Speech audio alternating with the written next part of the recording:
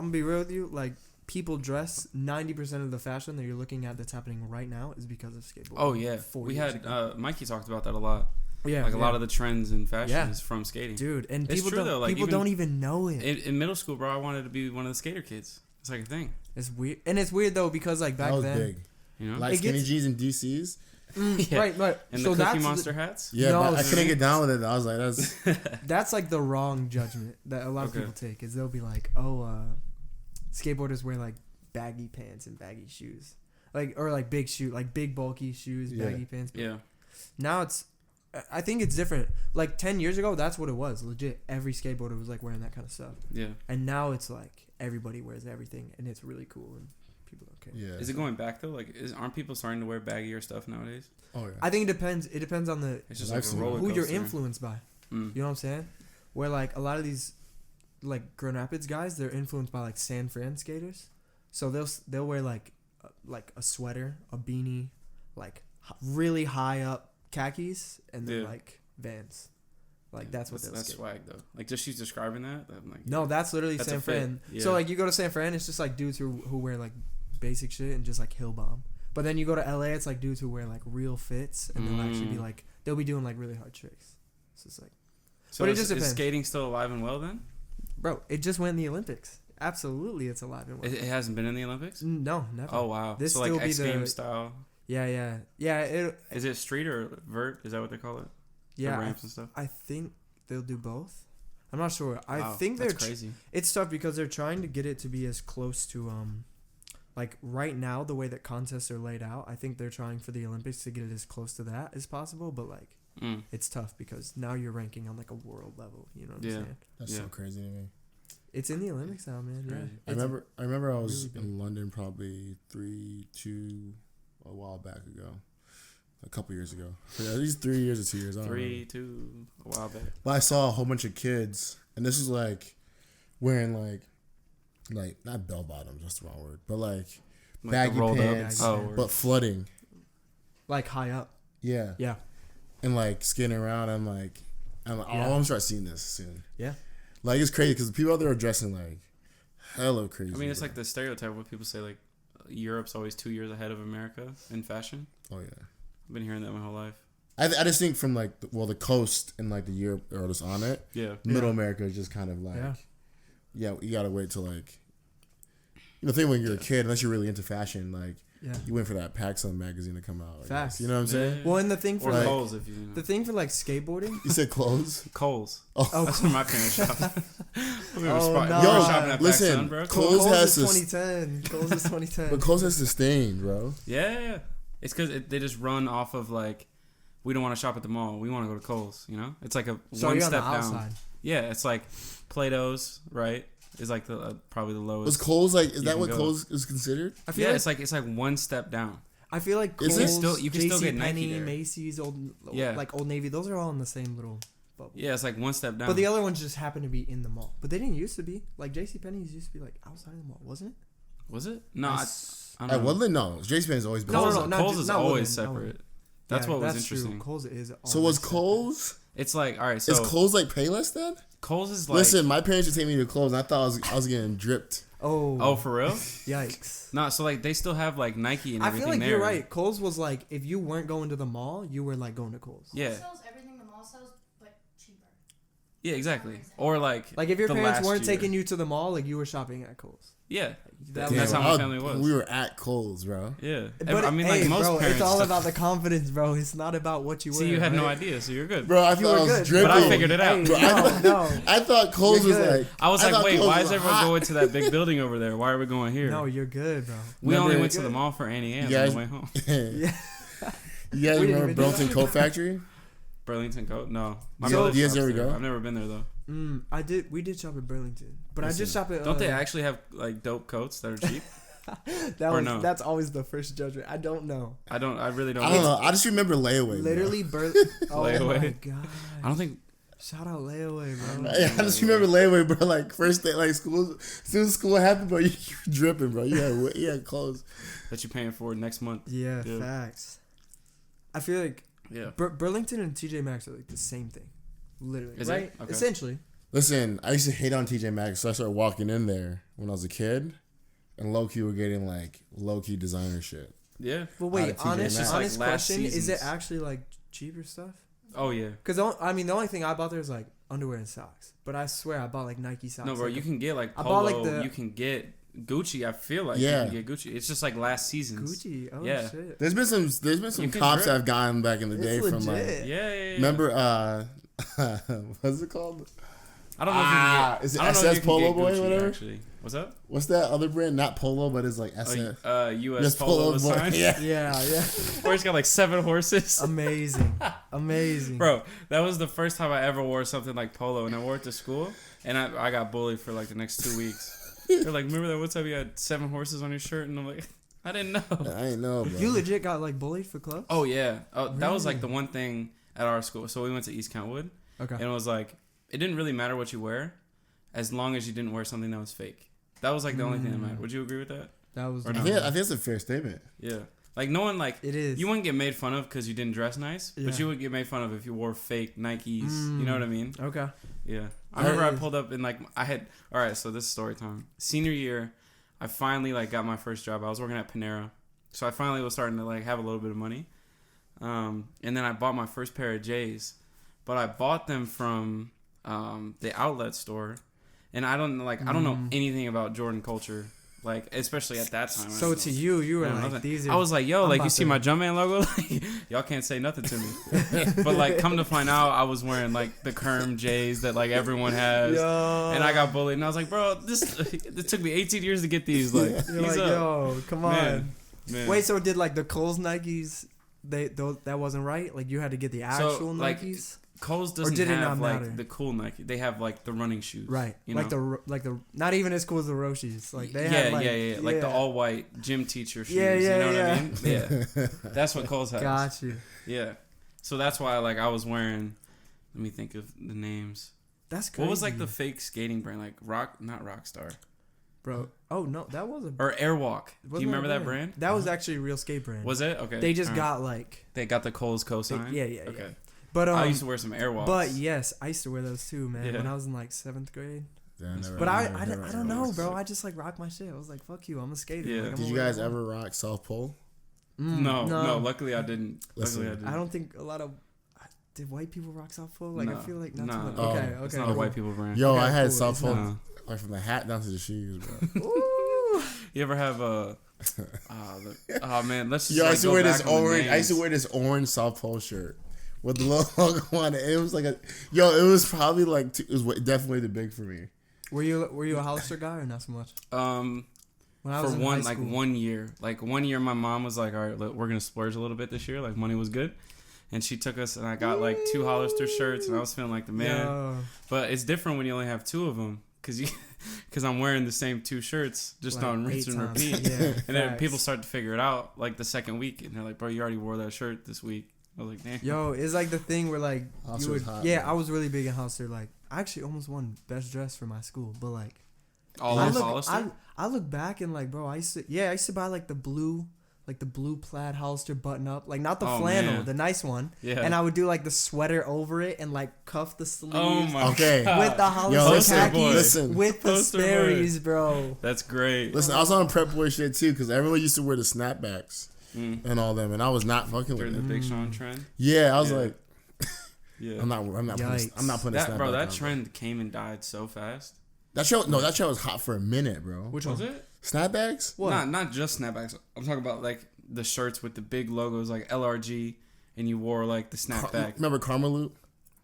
Shoot, I can't. We had 2 different worlds. This is crazy. No, I'm saying the same. I can't speak on it for you guys because I came from a really small town. So like, actually, that trend, like the big logos and all that, and like the tees, snapback and like that was like that lasted forever, bro. Like 3 years. Like we were rocking it, bro. That's what I'm saying. I remember the especially snapbacks. like, did it last longer than I'm remembering? Yeah. Yo, especially the country guys. Like that was their shit. You know what I'm saying? That's what I'm saying. The Cookie Monster hats. Yeah, bro. I always see like there's every year I see a tweet on Twitter that's like, anyone who bought a Cookie Monster hat has 3 kids right now, no job. Like they're in jail right now. Yo, facts. Man. Facts. It's 100% fact. It's really crazy, man, to look at like style. Damn, that's crazy. I love the like. Just thinking about it. What? I definitely saw. I remember So this is when like high school happened, you know, start doing some things, make some money, you feel me, out here hustling. And then like Parker and I definitely were like prep out. Oh yeah, you guys always dress like that. J. Crew, Banana Republic, that was it. The banana drip. The Banana Drip. Banana Republic. Yo, we thought we were bomb. I never shopped there. I love that store, I never bro. shopped there once in high school. Like I wasn't on that money level. So. No, we were definitely on that. We definitely once the outlet mall came around, I started to dress a little nicer because I could look nice for not we as were much dressing money. good, but no one knew how much it really cost. Yeah, because there's no logos. Sperry's moccasins. Yeah. The colored pants. Moccasins. Yep. I had like I would do like the red, maroon pants, blue, maroon, like the light blue ones, any color, olive greens. Yep. Right. I was all house. No, bro. no socks ever. And I think it was like beanie, Herschel backpack before it was hot. Herschel. Wow. Check, yo. Oh, I don't have my old Instagram. Wasn't it brown? I think I remember this Remember backpack. that? Before it was hot? Yeah. Yo, I was before they did the second drop where they did like the red and white stripes. This is when it's like plain Herschel backpack. Herschel, yeah, it was just like a brown bag. That brown one, and then I had and then I got and this is before they raised their prices too. Oh, okay. Yeah, like because the bags I think were probably like $69, which is, you know, for a backpack like when you're a kid, that's like low-key some bread. But then they went up to $69. Yeah, but that is bread. But then they went up to like 90, bro. Oh yeah, they're up there now. 90 to 110. I literally just talked about this the other day. How like backpack culture. Like I remember when we were kids, like it didn't matter where you went, bro, unless you were like in the mall, like getting nice bags somewhere, like Zoomies or like. Yeah. But even we would go to like Journeys and get like backpacks, and bro, like there was not good options. Like we never had good bag options, and now you look at it today, and kids are rocking like Adidas bags for like $30. Yeah, bro. I'm like, we didn't have, bro. I was rocking JanSport all through. Oh yeah, I'm pretty sure. Yeah. No, I didn't. You fuck around and go to EGR during lunchtime. Kids walking in Supreme Louis V collabs. I'm like, bro, what is your? It was like, what do you $5,000 for a backpack? Like, yeah. What do you? You see like little 8-year-old. I'm like, my yo, parents, bro, must be the nice. Weirdest thing. Backpacks were like the God. one thing my parents would invest in. Because they had like lifetime warranties. So we'd get like the Swiss Army backpack that's like this big, 20 different zippers. You had that. Didn't even fit in your locker. Exactly, barely. bro. Like, oh man, I used to get hazed. I do remember though, like, man. I did why, one year. Why does fat ass kid got such a big backpack? Put all the snacks in. Oh man. Yo. I used to get lit up for the backpack. Yo, that's crazy. I do remember one year for school, I bought, I think it was my junior or senior year, because I started my own job, so I was like making my own money. And I bought the Nike backpack with the straps for the skateboard. Oh, okay. I started bringing my skateboard to school for no reason. Yeah. I was like, it's going in the backpack, didn't even bro. ride it. Yeah. Yeah, no. I definitely That's remember funny. having my backpack, but like definitely using it as like part of my fashion thing. Like I didn't bring my books to class. Bro, you can take your backpack to class. You couldn't? Nah. They literally really? like banned it in our school. They're like, because there was like School shootings? Yeah, well, no, at the time it was like bomb threats, like bombings and stuff. Oh really? My school was a fire hazard. Because what? Like people were tripping over them? Oh my god, it's so annoying, Bro. Yeah, bro. So I would You literally. better not trip as a fire, you done. I'm talking Yeah. like Yeah. I would bring my backpack to class, and my teacher would be like, "Yo, go to the office." I'd be like, "For real." Like Wow. every day, like I would have to deal with some teacher. Thing. A fire Listen. hazard? But it was part of my style. I had a teacher Yeah. like that. So I'm not gonna say his name, whatever. Prick, man. Listen, Prick. prick. Facts. It's always that one teacher. Yo, so listen, it was like winter that's time, cool. and like you walk in the door and the class is right there.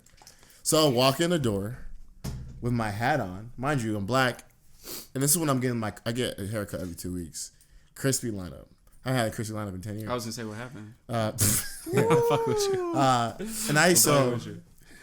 and yo, I have a big head too, so it was crazy. So I had the crispy lineup, you know, but I had to have the the beanie on it. Cause my hair gets so cold, bro. There's too much room. You know what I'm saying? No, So- I feel that. I feel that. So hair you get cold as hell all the time. Listen, so I would walk in class and every day, like he was like, one day it's like he was like, "You just think you're a tough guy, don't you?" And I was like, "What?" Like he was Because like, you had a beanie on? "Yeah." He's like, was trying to every fight day. you. You know the rules. You have to wear hats in school, and you're wearing a different colored beanie. And I'm like, yeah, but like, you know, it's definitely snowing outside. So like, and then your class is literally, as soon as you walk in the door, this is your classroom. So like you're like he didn't like that, did he? Oh, I was this way too. I would try to like argue my way Oh, with yeah. logic though. Yeah. okay, so yeah, me Bro, you're the there's same. nothing a teacher hates more than actually being wrong in an argument. Exactly. Because like, man, that kills. I'm like, well, In front of logically the whole speak- class too. Yeah. Like, yo, you tried to flex me in front of the whole class. Yeah. I'm like, yo, well, logically speaking, I just walked in class, And it makes sense that you Outside. have a beanie on. right? I always take it off. Just give me time. Yeah, just give me time. I'm gonna take off the hat. He didn't want to. You know what I'm So saying? what happened? What happened? He sent you to the office? Yeah, or bro, what? he's in the office, and then I'm in the Wow. office talking to the vice principal or whatever. And I remember just About like, a beanie. Think and about this how is when I crazy that is. realized, like, this is when I realized that I'm smarter than all these motherfuckers. Yeah. So we're having a conversation. I'm like, man, like, and I remember saying it to him. He was like, man, like, I was like, you spend your day arguing with a 15-year-old kid about wearing a beanie. Yeah. And I was like, all right, I'm Wait, sorry. you said that to the vice principal? Yeah. Oh, wow. He did. He called my mom like as soon as I said that. Whoa. I mean, Yeah. that's a vice Listen, principal's bro, job, speak right? up. Listen, Like, my yeah. mom's with the shits. My mom had the clapbacks too. My mom said, "You're calling me right now because my son wore a hat in class." Yo. Hung up the phone. He hung up? My mom hung up. Oh, that's sad. Bro. Come on, I was Yeah, like, my what? mom never had my back like that. My mom was My, ready to go my to parents war. always took the teacher's side, no matter what. No matter what I it was in the same boat a couple times. I think they gave me like an in-school suspension for like 10 days. My mom will be like, for real, you're After all that? 10 Yeah. days for a hat. Bro, for a hat. Wow. And I In-school suspension was always interesting. Like, you're going to take away my education as punishment. I think Like, that's a pretty harsh that's a good punishment. point. That's a good You're point. Like, going to shit. stop my education for a week I and a was half? I was always trying to go to class anyway. yeah, right. I probably wasn't going to be there regardless. But I remember this is when both of those people sat me down and pretty much told me I wouldn't be anything in life. So Dang. after that moment, You guys miss a lot of school, or you skip school a lot, or no? yeah, I didn't go. I think I missed. This is funny. This is some nerdy shit. The only class that I would routinely skip was band class. Ooh, I was a savage. that is understandable, though. Yo, it's kind of funny. Bro, It's wait, funny. what It's you funny playing to in look band? back, huh? What are you playing in band? Saxophone. Oh, bro, you played a good instrument. Why would you Yeah. skip? Well, it's because it was whack. Like, Yeah, I at don't the know. time. I know I loved it. Like, I loved playing, but I like jazz music. Yeah. And I hated. Like, we only played classical. Yeah. And I do I feel get that. bored. And I do like feel the way that. classical music it is just like slow. You play I like was- 10 notes. I was So it's really just too lucky easy. where like my band teacher, he realized I was like really good. So then he What'd you would play? it was actually stupid. When I was in concert band, I played the flute. That ass. Nice. But then once I got That's how you get the girls. I see what you were doing. hey bro, you know, I it's see what you're just doing. some like I was That dead was ass a power move back then. I was Yeah. really in a section of 12 people, and I was the only dude. So Yeah. it was like It's a power move. yeah. I mean, it was whatever. But like Man, then the I got flute, into like man. marching band and like Well, you could- basketball games and stuff. I started playing drums. Like, Okay. I was like, this is dope. But my teacher, he realized, he's like, bro, this guy's so good. Like I don't have to worry about him. He'll play the part. So he would like let me go in the practice rooms and play the piano. Oh, really? So I would like go in the practice rooms, like do my That's homework dope. That's for the crazy. next. So and I remember my third class, because band was always second hour. Mhm. So in third hour, I always had a math class, always. So literally, I would just You just do your math homework? I would Nice. dead ass go in the Nice. practice room and do my math. This is crazy. I think It was nuts. so. Going back to the skipping thing, I think I skipped maybe. It's a lot. No, really. Bro, I was never at school. Bro. I remember Like all when I this came to shit. school, people were like, "What's up, Yo. Bro, Like, bro, you haven't bro, seen me in years. There bro. was so many times when you were gonna pick me up and like we were gonna go somewhere after Yeah. school. Yeah. And I was a sophomore at this time or something. So I thought I was the man. Like, yeah, I'm about to go hang out with the seniors. Like, don't fuck with me. Yeah, yeah. You know. Don't and then, talk to me. And then I'm like, all right, bro, where you pick me up at? You were like, I'm not at school. And so you would come to school to pick me up. Yeah. And That, Yo. you have to pick people with that shit leave. used to happen so many times. Bro, I was For real- such a bad influence. for bro. real. Like such. Man, Like I remember, like I missed one day in my entire high school. really? Like a whole day? Like one day. Did you feel like No, savage when I'm you saying did it? like yeah. I only missed one day. Yeah. Like on, I on purpose or you were sick? I was like super sick. Oh, okay. Yeah, I get sick like once every 2 years. So I think it was like in the I'm the middle of my same high way. school, and I was just like, Do you get like real sick though? yeah, That's how well, I am. Okay, I don't know. I feel like I do want to say yes, but I feel like when you're not sick often, It just and- makes it seem worse. and you get sick, you feel like shit. that's you know? me. That's I a feel good like mentality, yeah. I'm not actually really sick, but I never get And sick. this is why. So like a women- stuffed nose and a yeah. cough, bro, I'm dead. Yeah, same. I'm like, I Bro, can't same. make it. I need to this- sleep. I'll get like a Facts. mean cold and I'm like a penguin just like sitting No, there, I'll like, literally be dead like, body. I am dying. Like someone Yeah, take yeah, care of yeah. me. I can't like, make I anything can't do this. But guys, listen though, and then we had to go back for a second. So I missed, I think, 40 consecutive days of school. In all of your high school? You didn't get kicked out? No, wait. They were sending letters. Well, that's a whole semester, bro. Wait, you're saying in 1 year or? Bro, 1 year, bro. One semester. Wait, I missed the whole semester. I missed the whole semester. I didn't go to class. Like, I remember walking into math games once. I think I went to any class once. Skip math games, bro. That's the easiest class in the world. But I just didn't, bro. I was really not trying to go to school. Wow. So how'd you pull it off, bro? Because I drove. I got home before my parents. I always deleted the messages. All the emails were my emails, bro. Finesse, right? But then one day, right, mom came home early. Oh. And it was a long message from the principal. Yikes. About, hey, we haven't seen whatever, like. And this, like, and hey, it's been 45 days. Is it okay?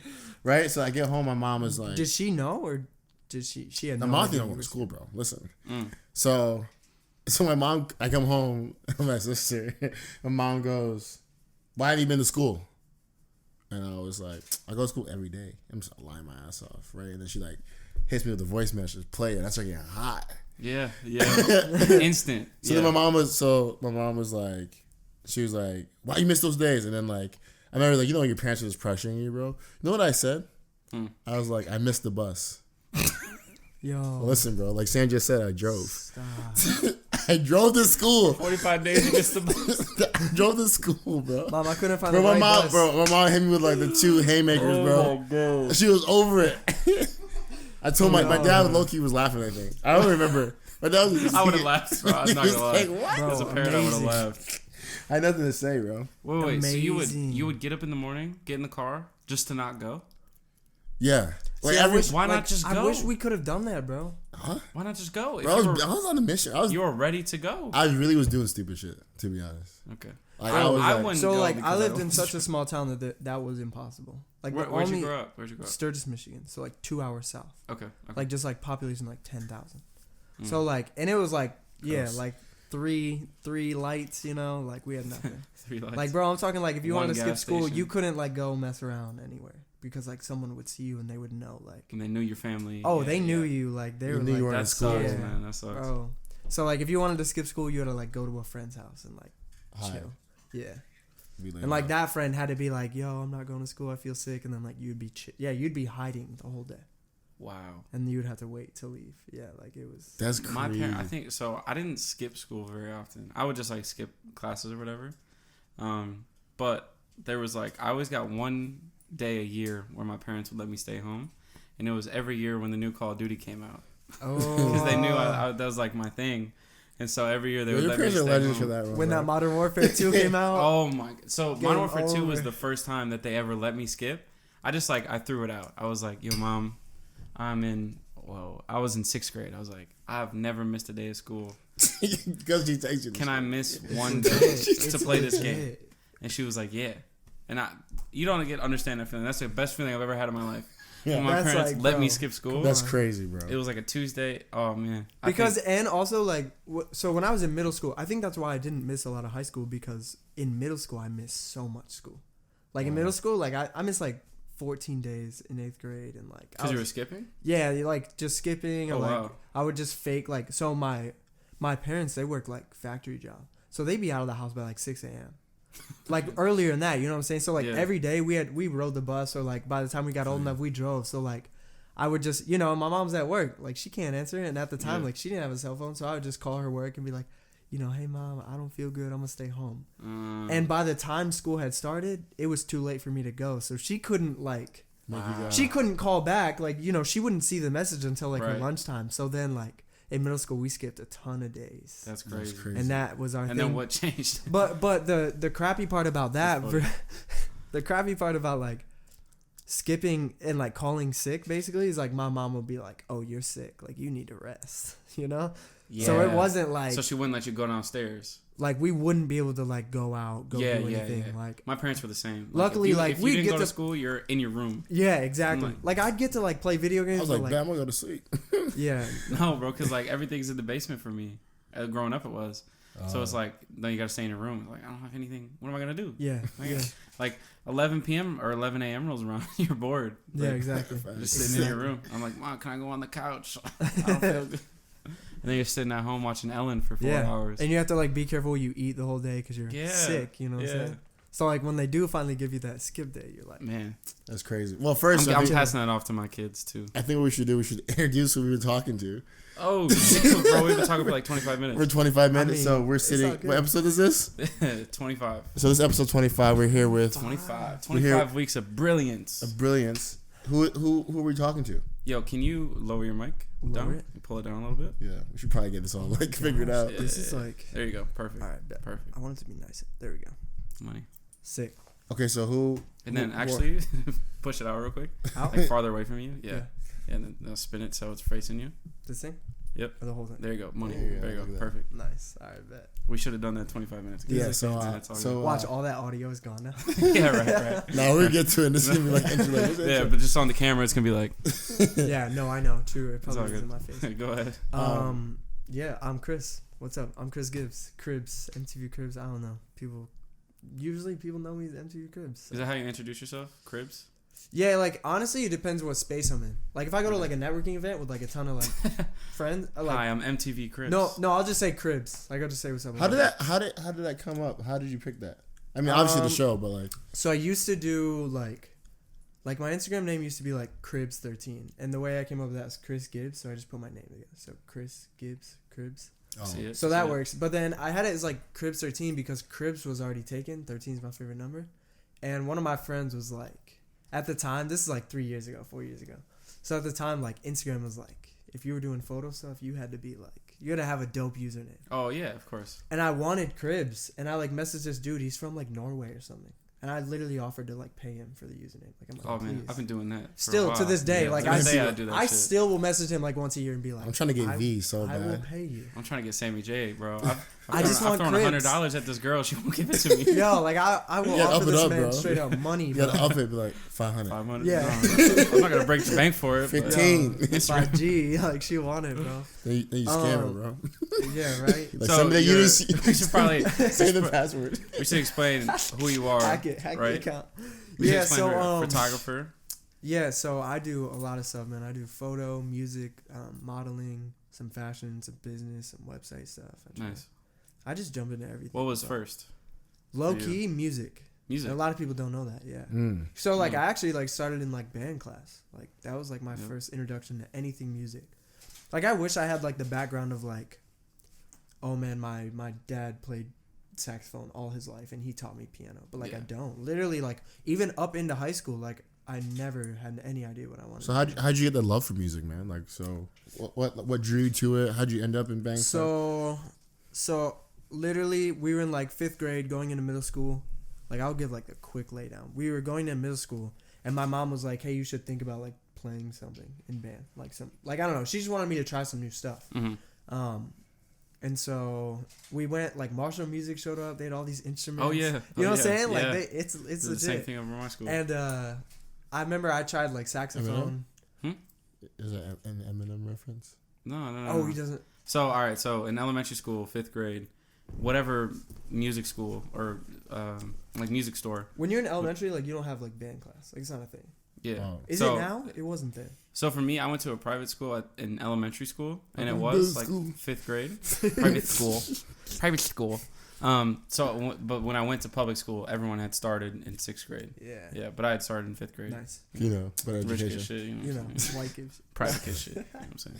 This proves the private school is better. Bro, so the stores would show up and bring like all these instruments, and you would play it. And it would be like if Guitar and somehow Center. Figure out which one you wanted to play in 5 minutes. Yeah, no, literally. Like you would test all the instruments and be like, which one can I play? Yeah, and every guy picked up the drums. So and every girl. I wish I would have picked up sticks. Literally, Me too. I wish that's what I would have started with. But basically, I tried like a saxophone, like clarinet, like a trumpet. I couldn't play them. I could not make a sound. So I went to a flute. Is the first one I made a sound on. So I said, I'm gonna play that. Oh, there you go. For like literally my entire high school. I think that's how like everybody decided. Wait, like whichever one you got a sound out of. Listen, I got jaded. So I was trying to play the drums, right? Because the drums are the shit. Right? So, and like the teacher's like, all right, you're good. He was like, play something. I was just like hitting the drums. He's like, all right, you're definitely drums. Then like this kid, forgetting his name, but he started crying because I was playing the drums and like there's no more room for the drums. So the teacher came to me and was like, "Yo, you got big lips. Play the trombone." Swear to God. Wow. He said that to you. No Swear to God. way. Wow. Dude. And that kid started playing percussion. Wow. How long did you go? How did you do that for like years? Trombone? Yeah. No, I did that for like 1 year. not even do it. You weren't showing up to school, so No, this was middle school, but I was just definitely like in band classes, like yeah, faking it. You were fucking Bro. Cause I was like, bro, My brother made it all the way to the top band at our high school, faking it. Like he couldn't play the warm ups. But somehow finessed his way into the top band. I don't know. So like, Jake, if you're watching this, you're a G for that, bro. You're a G. He actually couldn't play. He couldn't to say he couldn't play the warm ups, that's a lie. Yeah. But like he never practiced, never like prepared. But was he like low key just good at it though?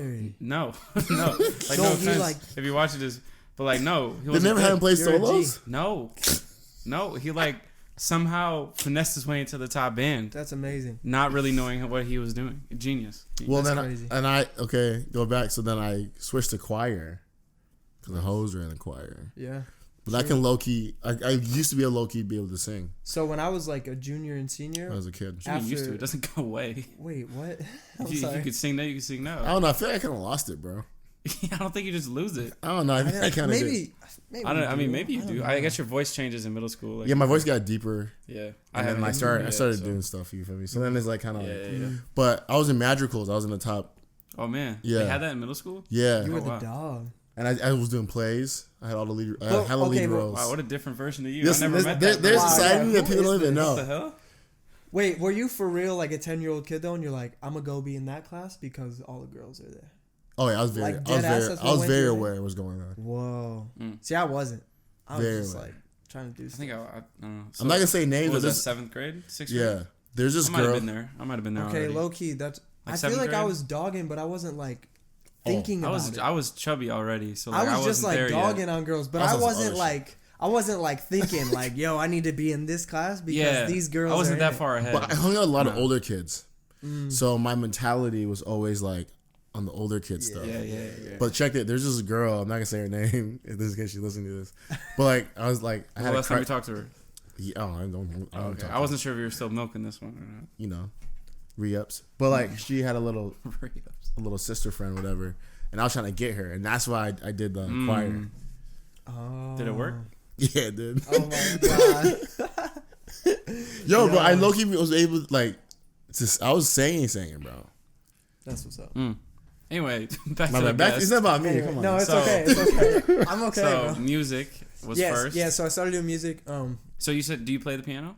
Yeah, so when I was in band, I would like go in the back room and like I would like mess around. And I remember like my sophomore year. Oh, well, I should backtrack a little bit. When I came into high school, like literally started marching band like that summer, and I saw a guy like playing quads. I was like, I want to do that. Yeah. So then like eventually like my sophomore, junior, senior year, I played them, which was dope. But yeah, so then my sophomore year, we would mess around in the practice rooms, and like my friend would like teach me how to play songs, and the key was like the same as the flute, so I understood the music and the keys, you know. And then literally, when I was like a junior, senior, we got iPads in our school. Our whole school got iPads. Damn. Yeah, and I would YouTube, like I would go to the back and like YouTube how to play this song on piano. Yeah. And like, sure, it like sounds stupid, but slowly I started to like really learn like chord progressions and like basic music theory. So you're telling me if I bring a piano right now, you can play it? Yeah, like I could play something right now. That's crazy. Yeah. I mean, you said that like you had one. Like, yo, he's like, well, on today's episode, no. Not like, I'm not saying like I'm like getting like crazy out here, but like, I understand. Like, I know how to like write my own stuff. So, which is dope because now from like playing drums and like learning a bit of music theory, like I've translated and I can like produce music today. Yeah. And I understand the concept of like how to write basic music stuff. So. That's dope. Yeah. But then once I was like in high school again, sick, man. I still just had no idea what I wanted to do. So like I was very like in the moment, like, all right now I'm going to music class, or like, okay, we're going to a basketball game, we're going to play music. And then like right after that, I was like, okay, what are we doing? Like it wasn't like I wouldn't wake up the next day and be like, I'm going to be a music person, you know? Like I was just like, bro, I just want to live in the moment. So I was doing that, and like, yeah, I was literally just like skateboarding in high school. That was my thing. I was not even, and like I remember senior year came around and like college time, and I was like, I don't know what the fuck I want to go to. And that year in 2014, Western launched a music production program, and I was like, nice. I'll go study that. But I had to go to my community college, which was like 20 minutes away from my hometown, like fucking middle of nowhere. And I literally was like, I just did 12 years of this shit. Fuck this. Yeah, yeah. And I was like, to go be in music, like something I already know how to do. Like I don't need to go to school. Especially because you would have to go to community college to do math and all that stuff. Literally. When your major is music, so it doesn't I tie think I was taking like, one math class, one English class, and one, I think I took like a psych class or something. Yeah. And then I took a music history class. And so I was just like, this is so fucking lame, it's not what you wanted to do at all. Right. So, and I'm like out here like I want to make music, you know. So fast forward a bit, why Grand Rapids? How do you end up here? So later that year after I leave school, I like talked to my mom. I'm like, I want to DJ. Like I want to learn how. I don't even know why. So I started doing that. Like she had a connection with a guy who did her wedding. And like he took me under, and basically for like the next 2 years, like next year or two, like I was DJing. Like I was like going back to my school, like DJing the high school dances, like flexing on everyone, which is dope. Yeah, but it's still like to this day I'm like, oh, it's nothing. At the time it was like, it's lit. But like to this day I'm like, bro, that was nothing. And then I started picking up photography around the same time, and that was just like through a friend. He hit me up and was like, yo, you should model for me. Like he was coming home from Detroit. He went to architecture school in Detroit, and he had all these brands and companies hitting him up, like influencer marketing. Like he was on that wave in 2014. Wow. Yeah, like I'm talking like I walked into his room, he'd have like stacks of like shirts and shoes and watches and clothing, and like he'd be like, I need to shoot it. So he would hit me up. Somebody. We would literally go shoot like every day, and then we started going to like Chicago, like every weekend, and he got a new camera, so he let me borrow his. And then he was like, he torrented Lightroom onto my laptop for me, like taught me how to edit and use the camera. Yeah. And then like literally that year he went back to school, and like a month later I bought my own camera. I came to a meetup in Grand Rapids. It was like one of the first photo meetups. It was so weird. Like we didn't know what we were doing. Like we were just pulling up. And I met so many people, but it was my first time to GR. Wow. And like 3 months later I moved here. Like I was like, and then you knew you wanted to live here? Kind of, yeah. Well, at the time. Yeah. I knew I still wanted to like move some other places, but at the time I was like, that place is dope. I'm going to move there. Yeah. And I literally had no idea what I was getting myself into. So then now that you are like combining both passions, music and photo, which one have you fallen more in love with? I'm having this conversation a lot with Vince right now, but it's a good question. I don't know. Or you haven't decided yet? It's really tough because when I moved here, because I had a camera and because I was like doing meetups and stuff, like I jumped really hard into the photo scene. Like I told myself like I'm going to meet every single person and I'm going to just connect and network everywhere.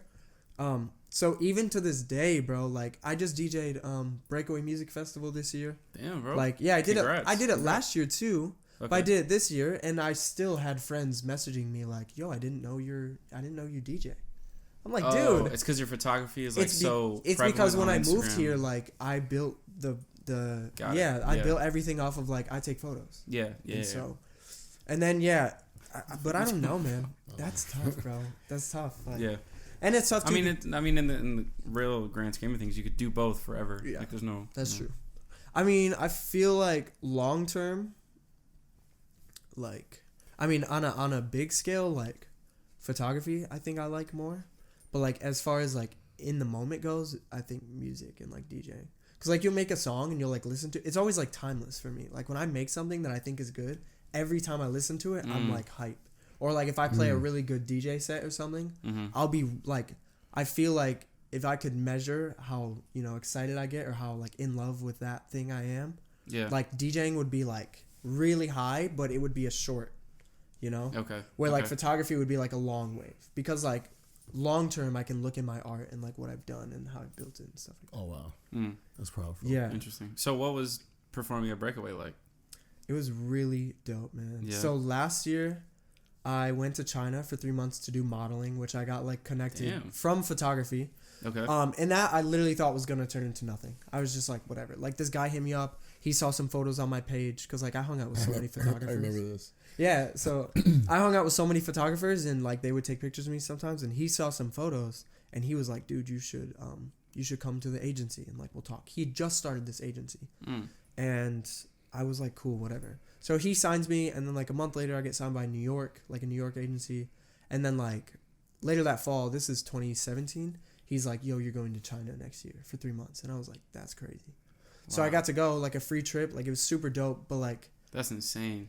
It was really sick, man, and it was really good timing because I had to step away from everything I was doing, you know. Yeah. So like I had to put everything on pause just to go like experience this new thing, which I wanted it at the time. I was like, this is sick. But if someone asked me to do it right now, like I don't even know if I could. Yeah. Like I don't know if I could afford to step away from everything, you know. But so it's crazy. Yeah. So that was really dope. But while I was in China, I was like, I can take this time and still kind of work on my stuff. And my idea was like, dude, for all of 2016 and all of 2017, I've worked only on photography. I've done some music stuff, but not so much. So I was like, while I'm in China, I'm going to email like people. I'm going to find connections and play a show. So at the time, Life in Color was really big in Grand Rapids. And that's still a thing around here? No. I think it ended in like 2016 or 2017. Okay. Yeah, I haven't heard that in a while. But I used to work at the mall like when I first moved up here. And one of my managers, she was like connected with the guy that promoted Life in Color. Okay. And she's like, if you want to get connected with someone, email this guy. So I find the email, whatever. I reach out. I'm like, hey, man, like basically gave my story. And I was like, I just want to do something. Like, I just want to do more music. Like, just because I like it. He's like, cool. When you come back, because I told him I was in China. He's like, when you're back in the States, we'll have you play like a breakaway pre-party. Like, just for fun. We'll just put you on the slot. See what happens. He's like, if you do well, we'll put you in the set. And like after, Man. Yeah, so I got to play like at the Woods, like for a breakaway pre-party with a ton of other DJs. And I guess he liked it because he was like, yeah, we'll have you play. Sick. Which was really dope. Like play that year, so like the next weekend or whatever. So 2018. Okay. So I think the pre-party was in like June or yeah, it was like June. Okay. And then I played in August. Wow. No, it would have had to have been June because I wasn't even back until May. So wow. Yeah. That's crazy. But it was dope, man. Like, it was really fun. I think for me, it's really cool because in music, you get into these spaces. So, like, for me, everything that I do in photography and music and everything, I'm really broad. So, like, I'm not like, oh, I do this one thing and I'm really good at that. I'm always like, you know, I can do everything. Combine everything. I like to be the guy that's like, I can do anything, whatever you need. So, like, when I DJ events and stuff, I'll do, like, any kind of music. Like, I'll play, like, chill rap music, hype rap music, like, chill house, like, very modern, like very simple vibes. And like I've played at the bars and clubs where I play like hard shit, you know. But breakaway is like a really cool space because like you literally get to play whatever you want, anything you want. Yeah. And at the time I was like really into like hard club music and like hard trap shit. So I was like, that's what I'm gonna play. That's funny. Where it's like they give you this set like, yo, you get 45 minutes, like play to do whatever you want. Yeah. Yeah. And it's like a festival where like they're playing other artists too that like do this kind of music. So that was like my first experience where like I really got to like play that shit and not get judged for it. Cause you know like you can't pull up to the Woods and play like hard trap. Like they'd be like, what the fuck? You know? Yeah. Who's this kid? So it was really dope, man. Like it was cool to experience and yeah, it was dope. Like a lot of people in the city supported it and like people finally got to hear like what I did in music and that was really cool. That's crazy. Yeah. So that's like a launching point for you, you feel like? I feel like, yeah, low key. Yeah. And what was nice is Vince and I just had this conversation the other day is like it's really important that you get really good at your craft so that when you get the opportunity, like you're ready for it. And it was nice because at that point I had already put in the bedroom hours that I was ready. You know what I'm saying? Yeah. Where like you weren't figuring it out the day before. Yeah, where like I still, bro, I'll pull up to the Woods or like to the intersection and like people I know, DJs, are like getting these slots and they're not even like ready for it. Like they're not good. And I'm like, bro, you should have been working in your room. Like you should have put 5,000 hours in before you get this. You know what I mean? But like I was good, man. I was ready for that climb and maintain thing, man. You gotta always be ready. That's hard. Yeah, I think it's kind of like just where the times are going. Like everything's so it's not so easy, but easier to learn nowadays. Like you can spend a couple hours on YouTube and feel like you learned something inside and out. You know, everything I know, I love it because people are always like, "Oh, like how did you learn this?" I'm like, "Bro, it's self-taught." Like everything I know is on YouTube, online, watching other people, like, or I would get really connected. Like I had photo friends that were doing stuff and I would be like, we should hang out and I'll pick your brain and then I'll learn what I need to learn. I mean, that's really how the show was born. Like we had this idea to do a podcast and I spent 2 weeks like, okay, what What do mics do I need? Yeah. You know what I mean? Yeah. And then like four YouTube videos later, all of a sudden I know how to run a podcast. I love it. You know, That's like, dope. But I hate the crazy. people that aren't like self-starters.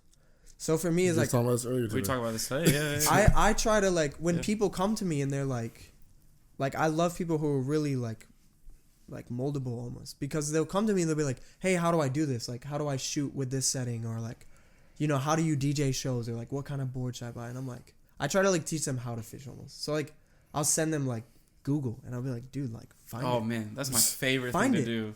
Bro, someone sends me like an easy question, I'm like, I You send know, them Google.com. I was just, so that's what I'm doing. Like, I'm sending you Google, bro. Y'all because, hilarious, bro. like, you can find everything in Same, though. 17. Yeah.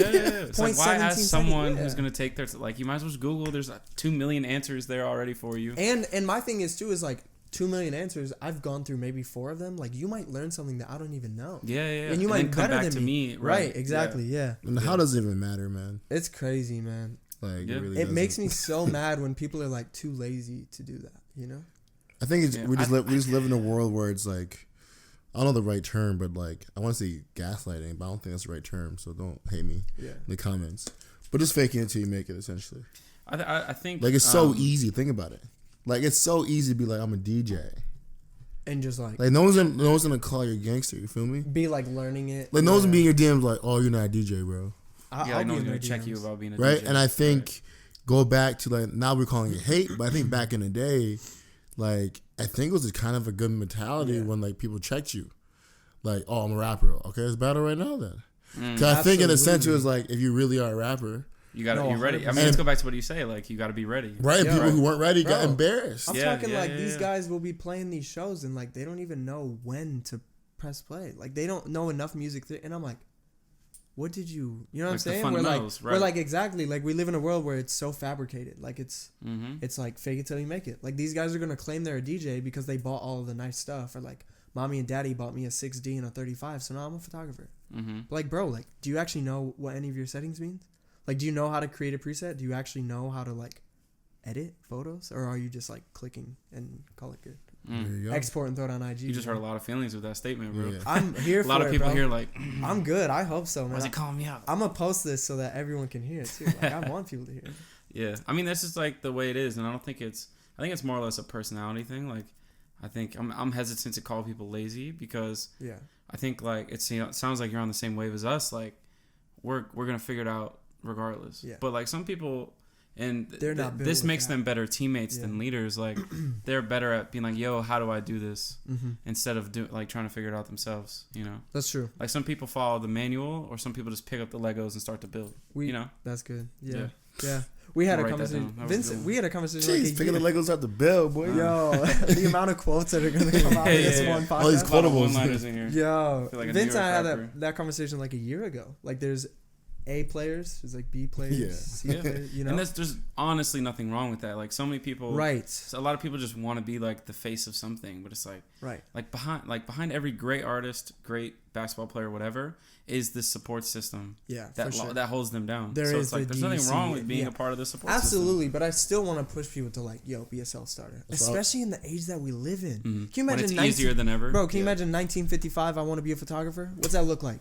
You got to fly to Boston so you can find fucking go to college, journal. Yeah, exactly. Yeah. Now, bro, like, you could literally learn the essentials of photography in one day. It's funny because I'm on the opposite side. I've been, like, urging people not to be. So it's like, if you're asking me all these questions, like, don't even do it. That's where I'm at a lot of times. What do you mean? What do you mean? Like, people shouldn't have questions? What you mean? No. You shouldn't have questions. Google. Well, that's what we're saying, though. Like, we're saying this. No, but save me for a second. Okay, so, and I was there for a while, like, where I'm just like, oh. So, for me, like, I like to go deep and figure out, like, okay, so there's a reason why. Yeah, like you guys are facing up, trying to listen to some gems right now. I'm ready for the conversation. No, so, like, I feel like, so, and I had a lot of conversations with a lot of different people. So, for me, when I hear an idea or a concept or something wants to do, and they take a little bit of my time and their time to explain it, like, I'm listening to, like, all right, it seems like you know what you want to do, and you have the plan. Yeah. You know what you kind of want. Like, why don't you just start? Like, why? There's no questions for me to answer for you. There's validation I can give you. Right. Good idea.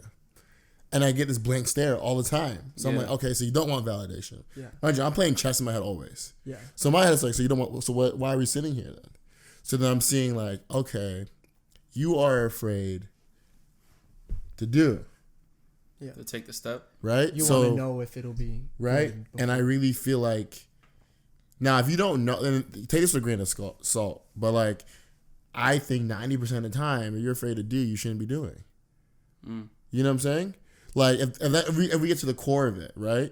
Like, unless it's something fixable, like a mindset, like you're worried about like what people think, well, we can fix that, right? But like, anyone that's ever built anything meaningful, has ever done anything, just did. Like, I think it's important what you say. Like, you just have to like, yeah.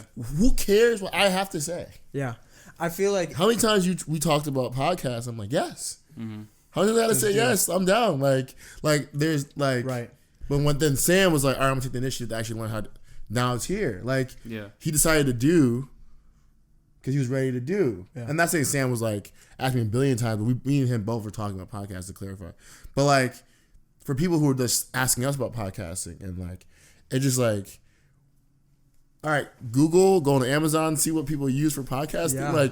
Like if that's true. Because in the time that it would take you to send me the question, me to come up with a decent response and then shoot it back. You could have been ordered. You could have watched 5 videos by now. You know, my new favorite thing is Facebook doesn't. They have an update. It's been up for like a couple months, but it's like Facebook recommendations.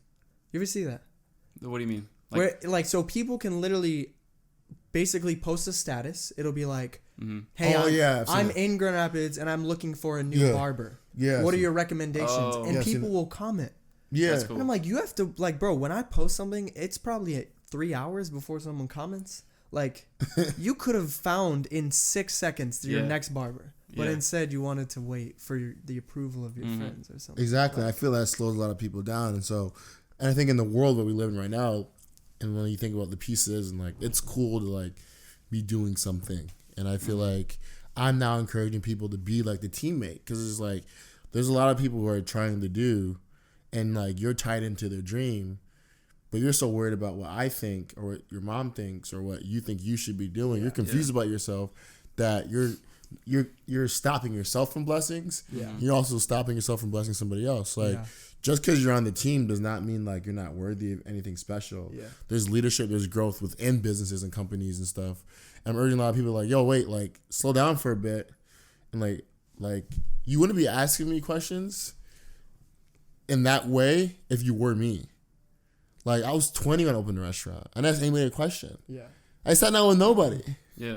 Not one person. Just went for it. I did it. Right. Did I know anything about restaurant business? No, I was 20 years old. Right. I was late 18 2 years ago. Yeah. So, like, you know what I'm saying? So, like, there was no questions being asked. I knew that I could make food. I knew my dad could cook. Right? And I knew eventually I was either going to hire my dad or he's going to teach me everything. I was going to cook everything myself. That's all I knew. I knew I needed to get a sign. I knew I need to figure out health department stuff. Yeah. Like, and this is stuff like I'm like, you know, right. I'm like, I didn't ask anybody shit. Yeah. I didn't ask to this day, I haven't asked one person for advice. There's none. Crazy. Not because I think I'm the greatest ever. Yeah. I'm just like, rather just like go touch the pot. Yeah. Right. Yeah. Today. Figure it out. Like, I'm not going to ask, is that pot hot? Yeah, right. Let's go find out. Yeah, you know what I'm saying? Well, my hand's burnt. I like that. So I'm like, yo, I burned my hand like last week on the pot. You probably shouldn't touch it. You know what I'm saying? But like, good or bad. There's a lot of good qualities to it. There's a lot of bad qualities to that. But like, hence I just get myself in all these businesses all the time, and I just got to see them through. But like for me, like I always like, I don't know. I talk to a lot of people. Like people hit me up in my DMs all the time. And it's like, listen, I want to help you, but I think you're not taking the time to ask me a really good question right now. See, you're in the same boat as me. Is like, I don't want to just give someone the answer. I want to teach them how to go find the answer. Yeah, like, because imagine if you want to learn how to podcast, right? Like, so now you have to research like 30 things. You literally have to find out about audio, how it works, video, how it works, how to cut, how to edit, how to light, how to get what's the right mic, how to post it, what platforms, how do you market it? Like, where like, they're going to come to you and ask the question like, hey, what mic should I buy? Cool, you answer it. Like, what are they going to do now? That's 1 out of 30 A minute things. later, they're going to have another question. Like, right. But instead, if we teach them, it goes back to the hand to mouth thing. Yeah. Yeah, bro. And that's the beauty. Like, I mean, I keep going back to YouTube, but like, I've found videos, especially when we're getting started, like grassroots, that walked me through everything. Yeah, like one 15-minute video could teach me everything I needed to know. And like, to be honest, I think a lot of people have to understand, like, once you give that leverage up of like you learning and you actually putting the work in, like, man, dude, you just lose, like, I don't know, like, you lose all effectiveness. Mm-hmm. Like, seriously. Because, you cannot help yourself. You cannot pivot. Yeah. You're not doing the things that's going to make you successful in business. Mm-hmm. I do not believe in you as a person. Yeah. I'm not trying to hate on you. Damn. I'm just being honest with you because it's like, I'm not saying like you can't have questions, you can't be looking for mentors. I'm not saying any of that. Yeah. I'm saying you don't have the stuff, in my opinion. You got to be a go-getter. I agree. If I was an investor, I wouldn't invest in someone like that. You know what I'm saying? Mm-hmm. Yeah, no. Because I don't have faith. Like, I have faith that they're going to come up on a roadblock and not know how to get over it. Exactly. They're going to just Because the question you're really asking me is like, why do I have the balls to do what I'm doing? Yeah. Not what mic I want. Or yeah, what. Right. You're not really asking about the mic. Because me and you both know you can figure out what the mic is. Yeah. Yeah. It's crazy, man. That's my so I feel like that's kind of what I feel like that's kind of what I did with like the whole music thing. Because I was just like, man, I could go message my DJ friend and be like, hey, how did you play Breakaway? But I was like, I'm gonna just find the promoter and just do it. You know, just do it. Exactly. So I just reach out to the person. I think there's another thing that you, man, I really actually live my life off of a lot of shit that you tell me. I think one time you said to me, don't let someone who can't tell you yes tell you no. Yeah, 100%. Yeah. Right? That's Isn't powerful. That's deep, right? That's powerful. So if someone can't tell you yes, don't let them tell you no. 100%. Where like, you know, I might go to my I love this. This is the thing right now that I'm struggling with. Is like, I just posted the other day. I'm like, yo, who has connections to Eve? I want to DJ there. Like, I want to. And I'm going to. And everyone, it's so funny. I messaged my DJ friend just to ask him, like, if he knows the owner, whatever. And Keller Shaw, you ever heard of him? No. He's like a big dude in the city. He does a lot of stuff. He's really dope. But he was like, yeah, of course I know the owner. And he told me straight up, like, basically the owner is like he's really picky about who he uses at Eve, which I understand. Makes sense. Yeah. Like, you need people you trust. Because Eve is trash. But either way, yeah, facts. Yeah. Damn, those are shots. Eve is trash. Co-sign. That's actually why I'm trying to get in there, because Eve is trash. 100%. It could be so amazing. I've been there multiple times. And I've literally heard nothing but bad things. 10 songs in a row that are just misses. Yeah, people are just there because it's just the only thing. It's like Sicko Mode remixed into like 2015. Listen, club it's the only club open. That's why they're in business. They need competition. I'm coming. Anyway, go ahead. Me too, because I'm a DJ. Yeah, so like I posted and I loved it, bro. All the people reached out and they're like, "Yeah, bro, you're not gonna get in. Like the owner he's picky. Too picky." Yeah. And I'm like, "Bro, you can't tell me yes. So like, don't fucking tell me no." Like, never talk the second in command, man. It's like very. Your opinion is. I don't spend my time with people that are fake gatekeepers. Right. Truth. Like I only talk to the boss because I'm the boss. Why do I need to talk to the person who can't answer my question? Yeah, right. Yeah. They can't tell me. I'm not gonna get too off on it, but like that's how I think. I'm like, yeah. And that's why people are like, how do you just walk up to this person? Like, because me and him are the same. Mm-hmm. Doesn't matter what wealth level we are. Doesn't matter what color we are. Me and him, me and her do the same thing every single day. We make decisions. Yeah. So I'm not gonna ask you. Because you can't make the decision. Yeah. You have to go ask him. But you have 10 other things you want to ask him personally before you do me a favor. Mm. So let me do myself a favor and ask him what's good. Yeah. That's what's up. That's how I look at it. I think, as many beautiful things that have come from social media and the internet and all this, I think one of the things, the downfall, is everyone is allowed to have an opinion, right? So what you're saying about like throwing up this question is now you open the door to any one of your followers can now say, no, dude, you're dumb. You know what I mean? Like, just go up and down. Yeah. And so I think in that era, I think a lot of people get discouraged, kind of tying it back to what you were saying. Like, people get discouraged, or the thought of someone telling them no discourages them before they even get started. That's crazy. Like, most people would be too Listen, afraid. it's not their dream. What do you mean? Whose dream? People that are hating on you. Oh, yeah. Or try to, like, say anything to you. Yeah. Positive. There's not. God didn't give them the world, the universe. That's what I mean. Like, that's the thing about everybody having an opinion. So like, you gotta be like, you gotta have the earmuffs on. Because listen, like, whether I believe in you or not should not stop you. Right. What does Vincent have to do with anything you're doing? Yeah. Mm-hmm. Unless I'm tied into it. Yeah. You'll not need my support in anything that. Yeah. Or especially or Kribbs like this, like, or XYZW whatever. Like you don't need anybody's. Right? Yeah. So why are we spending time on somebody that has nothing to do with what you want to do? Yeah. Like you see me every time in the conversation and like somebody starts being negative or like I be quiet. Cause then they're like, oh, you're mad or you're upset? Cause I'm like, no, I'm not mad or upset. Like you don't. I'm telling you what I'm about to do, but I'm not asking you anything. Yeah. Mm-hmm. I didn't ask for your feedback. I was just telling you what I was about to do. Dang. You gave me your feedback. Thank you. You don't believe in it. Great. I'm gonna go do it. Yeah. Right. Like, because this is you're not. Yeah. Yeah. Exactly. You really have no part of the dream or the idea. Like, there's nothing. Exactly. You're not on my team. You haven't been here supporting. You haven't been here helping out. Like, you haven't built this empire. And at the same time, like, I always tell people, I can't even stop if I wanted to. Yeah. It's out of my hands. Right.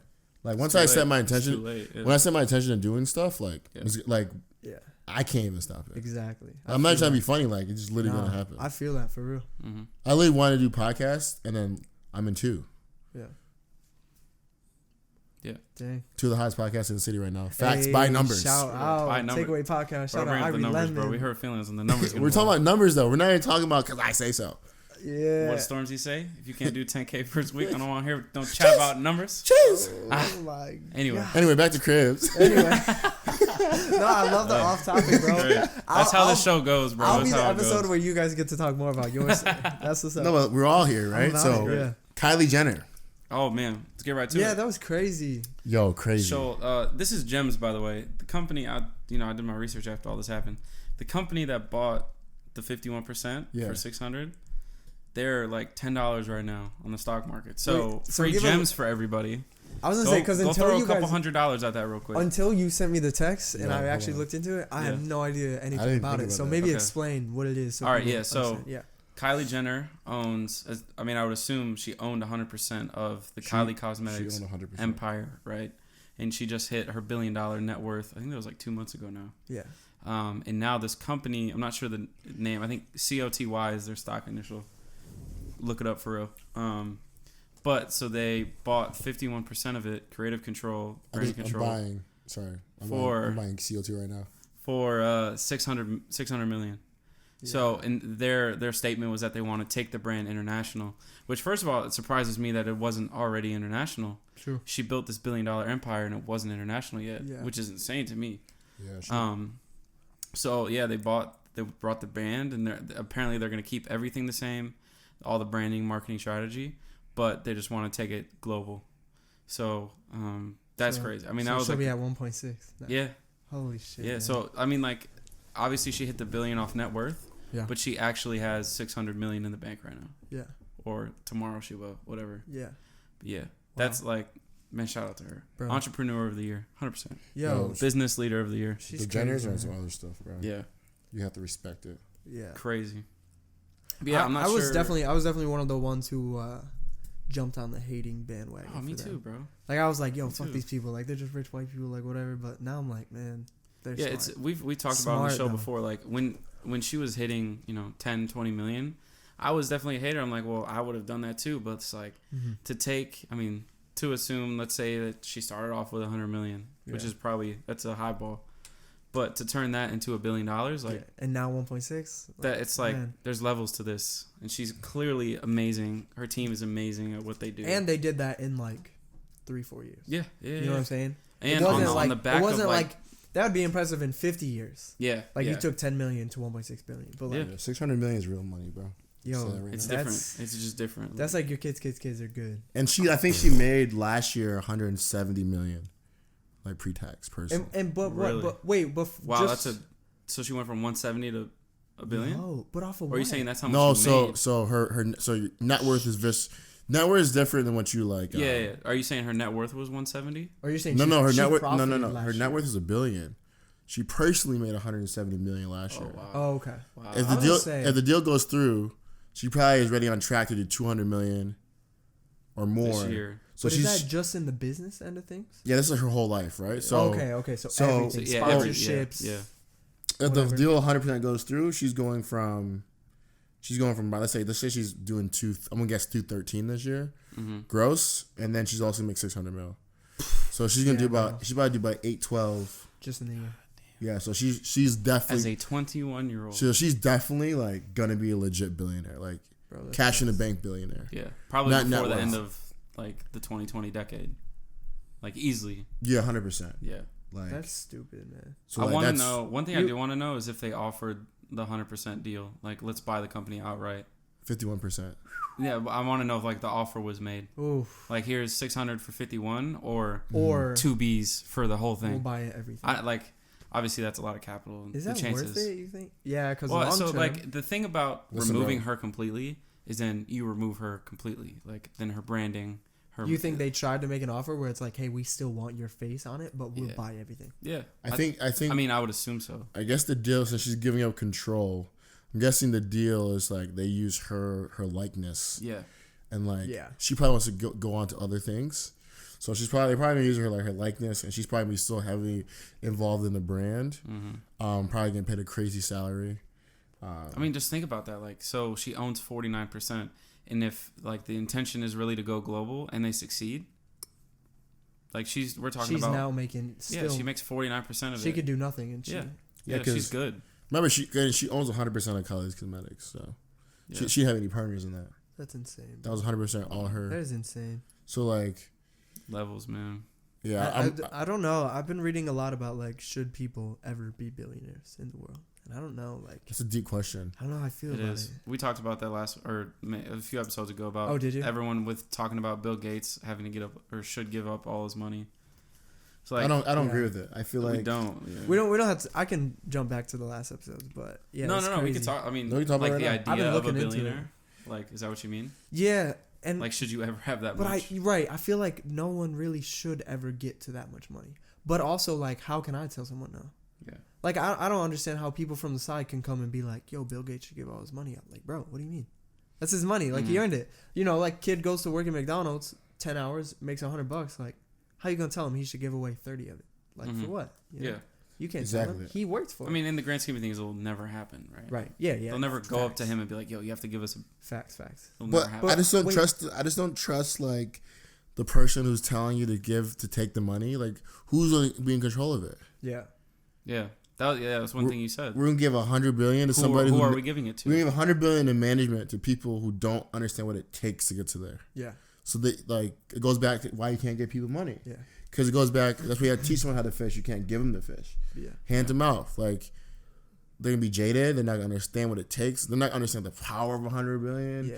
Like they didn't earn it. They didn't build it. They can't deploy it. One thing a lot of people say all the time is like, use it to solve the debt issues. But it's like, yo, like we're at like trillions of dollars in debt, and there's money. Like his $100 billion it's putting a dent into it. Maybe even touch, you know, like there's just no point at this. Like, and if why you're using it for debt, it's not gonna work. And why should he take? Why should he pay the debt for mistakes the government paid? Yeah, facts. Yeah, that's where my flaw is like it's his money. Yeah, like that. All that weird culture, I don't agree with. Yeah, now I don't agree with I'm down. I think just Bill Gates was a bad poster boy for this. Yeah. Because like you're talking about someone who gives away like 95% of their money anyway. Yeah, true. Like you're going at the wrong person. But listen, I'm down to pay a lot in taxes. I'm also down to give a lot of money away. I'm down and like for all that. I'm not against helping people. So that can be clear. Yeah. When we start putting people in my business, tell me what I should do and how I should do it based off some weird fake moral thing you believe is right. Like I disagree with that because like that's super scary. Like the whole salary capping and the whole like. That's like I think he literally said that. He was like if you guys came to me and said you wanted 20 billion, like we can talk. But like you're talking about taking like 90% of my life away. Yeah. Like, no, and like, we're talking about the men who made the internet. Like basically, you know, the founding fathers. Essentially, like his name will go pave down. the way. Like bro, so like how are you gonna? Yeah. Chill on Instagram all day, but then I don't know. Yeah, I think it just goes down to like it was the wrong person to use as an example. Yeah. You know. Now when you're rich and you're avoiding taxes and you're like a scumbag and you're doing like bad things to people and using your wealth and your power influence to like be like Harvey Weinstein. Yeah. Like then we probably should take you out. We probably use your money. Still running free, by the way. That's Talk crazy. About it. Money is a wild thing. And I'm not even trying to like say that they're innocent. That's not what I'm saying. They're definitely both bad, but like Bill Cosby's in jail right now, but Harvey Weinstein isn't. Yeah. And that's Bill Cosby. Yeah. Who was about that shows you how much power Harvey Weinstein had. Bill Cosby was going to liquidate and buy CBS. When? Like back in the 80s or whatever? No, like recently. And then like, all this stuff came up. I never saw this. You guys didn't know, bro. Buy CBS? Yeah. How do you buy CBS? Yeah, like bro, they sell them on Craigslist? Is that what they're doing? No, people buy it. Like there's a guy that owns the Weather Channel. I think he bought it for like $500 million. That's it? Crazy, bro. Wow. I would assume that it would be worth so much more than that. It's worth more than that. Like the business kicks back like $200 million a year or something like that. Jeez. But like it's the Weather Channel. Yeah. But like, yeah, these big man. networks, like It's not like a flashy thing to own. $100 million, real flashy. I mean, like, what I mean is like the reason why it's not more expensive is because it's not like flashy. You know? Yeah, and I could be wrong in the numbers. It could be way more than that. You know what's crazy about But I today's... remember it wasn't as expensive as, we have Google. What's... Take our own advice. Yeah, right. We right? just Stop talked about asking, bro. Start Googling. What's crazy about today's world is like, imagine you go to an event, right? Like you go to like something in California, like Coachella, right? Mm-hmm. And like, if you're just a normal person, not like, you know, maybe like whoever actually looks into this shit, but like you meet like Kylie Jenner or something, like Beyonce, right? Mm. Like that's crazier to you than like the guy who owns fucking CBS. $300 million. To buy it? Yeah. To buy the weather. What year does it say? Was it recent? This was in comedian Brian Allen, black guy, by the Weather Channel. $300 million. Brian Allen. I've never even heard that name. Wow. Is that just the Weather Channel though? Bought It's in not 20 the whole thing? He bought in 2016. No, the Weather Channel that like does all the weather for everybody. Gotcha. Oh, I see what you're saying. Wow. 300 million. No, just what about. you're saying that's true though. Isn't that nuts? Like we would meet that guy, and like 90% of people our age would be like, okay, cool, you own the Weather Channel, whatever. Mm-hmm. But like this man just bought the Weather Channel for 300 million. Yeah. You know what I'm saying? Harmless. But then they It's could. the difference, like, and I think one thing that me and you have talked about a lot is, like, people would rather take a picture with a celebrity or someone than like sit there and have the opportunity to talk to them for like 2 minutes. Yeah. And I just think about that a lot. Like, I've been blessed to meet like a few celebrities, not like met up with them like on some friendship. yeah. Let's just like bump into famous people. I hang out with Drake. Yeah, all right. Like I've been blessed with the Thanks for opportunity to like watching, run into some role models of mine, and Yeah, it's yeah. like I don't ask for pictures because I want to have the just opportunity. Like talk if to I them. can talk to you for 30 seconds, Yeah. that means so much more to me than like a picture. You know, like a picture will put me back in the memory, but I think about like But nah, in bro. that 30 seconds, maybe they dropped me a gem that motivated me. You know what I mean? Yeah, yeah. It's funny So- because I definitely see videos of like how like transactional somebody makes their relationship with their quote unquote idol. Mm. True. Right? Like watch any like behind the scenes videos like the Baby, J. Cole. Yeah, yeah. And Where everyone's they're, like like, freaking backstage. out because they just saw the artist, and the first thing they do was like, "Oh fuck, I just met Drake, crazy!" Like not even having a conversation. Yeah. Can you take a picture? Yeah. Fact. And that's it. And then they run away. Nah, bro. I would find more I met value. Drake, like- and it's like, How about Yo. yeah, like, no. You took a picture of Drake. yeah. You didn't meet him. Yeah. Like you didn't dap Drake Let's up go and back say, up. Does he know your name? No, Yeah, you didn't meet him. Yeah, you didn't dap him up and like or her whoever you're a fan, right? Yeah. Like Yeah. I think you're right. Like we miss so many things because like Yeah. Yeah. That's an opportunity for you to have a conversation. Like with your quote think about how much idol. more valuable that is to talk to someone that you've looked up to that talks to you, you know, through your headphones, but you've never had the opportunity to talk back. Bro, with. even Yeah. like the quick, like if I met a legit celebrity, I would like, hey, bro, keep doing what you're doing. Thank yeah. you. Bro, I've met Walk away. I've met like a few of I mean, I'm a big hip hop guy, so like I've met a lot of my favorite rappers. Not a lot, that's a lie. I've met a few of my favorite rappers, and it's like, yo, like your music motivated me to do this. Like it Yeah. put me in this place. It got me out of this Like just place. tell them that real and just quick. tell them. And Yeah. like I know for them, first of all, that means so much more than being like, yo, big fan. Yeah, Picture. yeah, You know yeah. what I mean? Yeah. Yeah. Like I don't know. I haven't got. Exactly. There's a lot of people that I like. I haven't never felt the starstruck thing, Oh man, Or- I felt starstruck, bro. or like What the, do you have. mean, just starstruck? so this you guys Like can get my head. speechless. Is that what you mean? Oh, Like- you meet a celebrity and This sounds Had that sounds shit so before. crazy, but you know, it's one of those days. Like I don't feel like, in a weird way, when I meet like high powered people or like people with like clout, like I feel like one of them. you won't like freak out. Like I feel like it's just like talking to Kribbs, talking to Sam. Like I really never had the like You train yourself to do that, or has it always been? always like been that? that way. Mm. Like even when I think about one of my first like exciting things when I was like I walked and I met the CEO, and like to me it was just like some white dude who like was doing cool creative stuff, Yeah. or I know he was up to. Like maybe if I knew before, maybe I don't know, but like even when I later Have you in ever met life, someone that you've followed for a long period of time? Because maybe that's where the issue is. Maybe like, okay, we're talking like if you legit met Drake.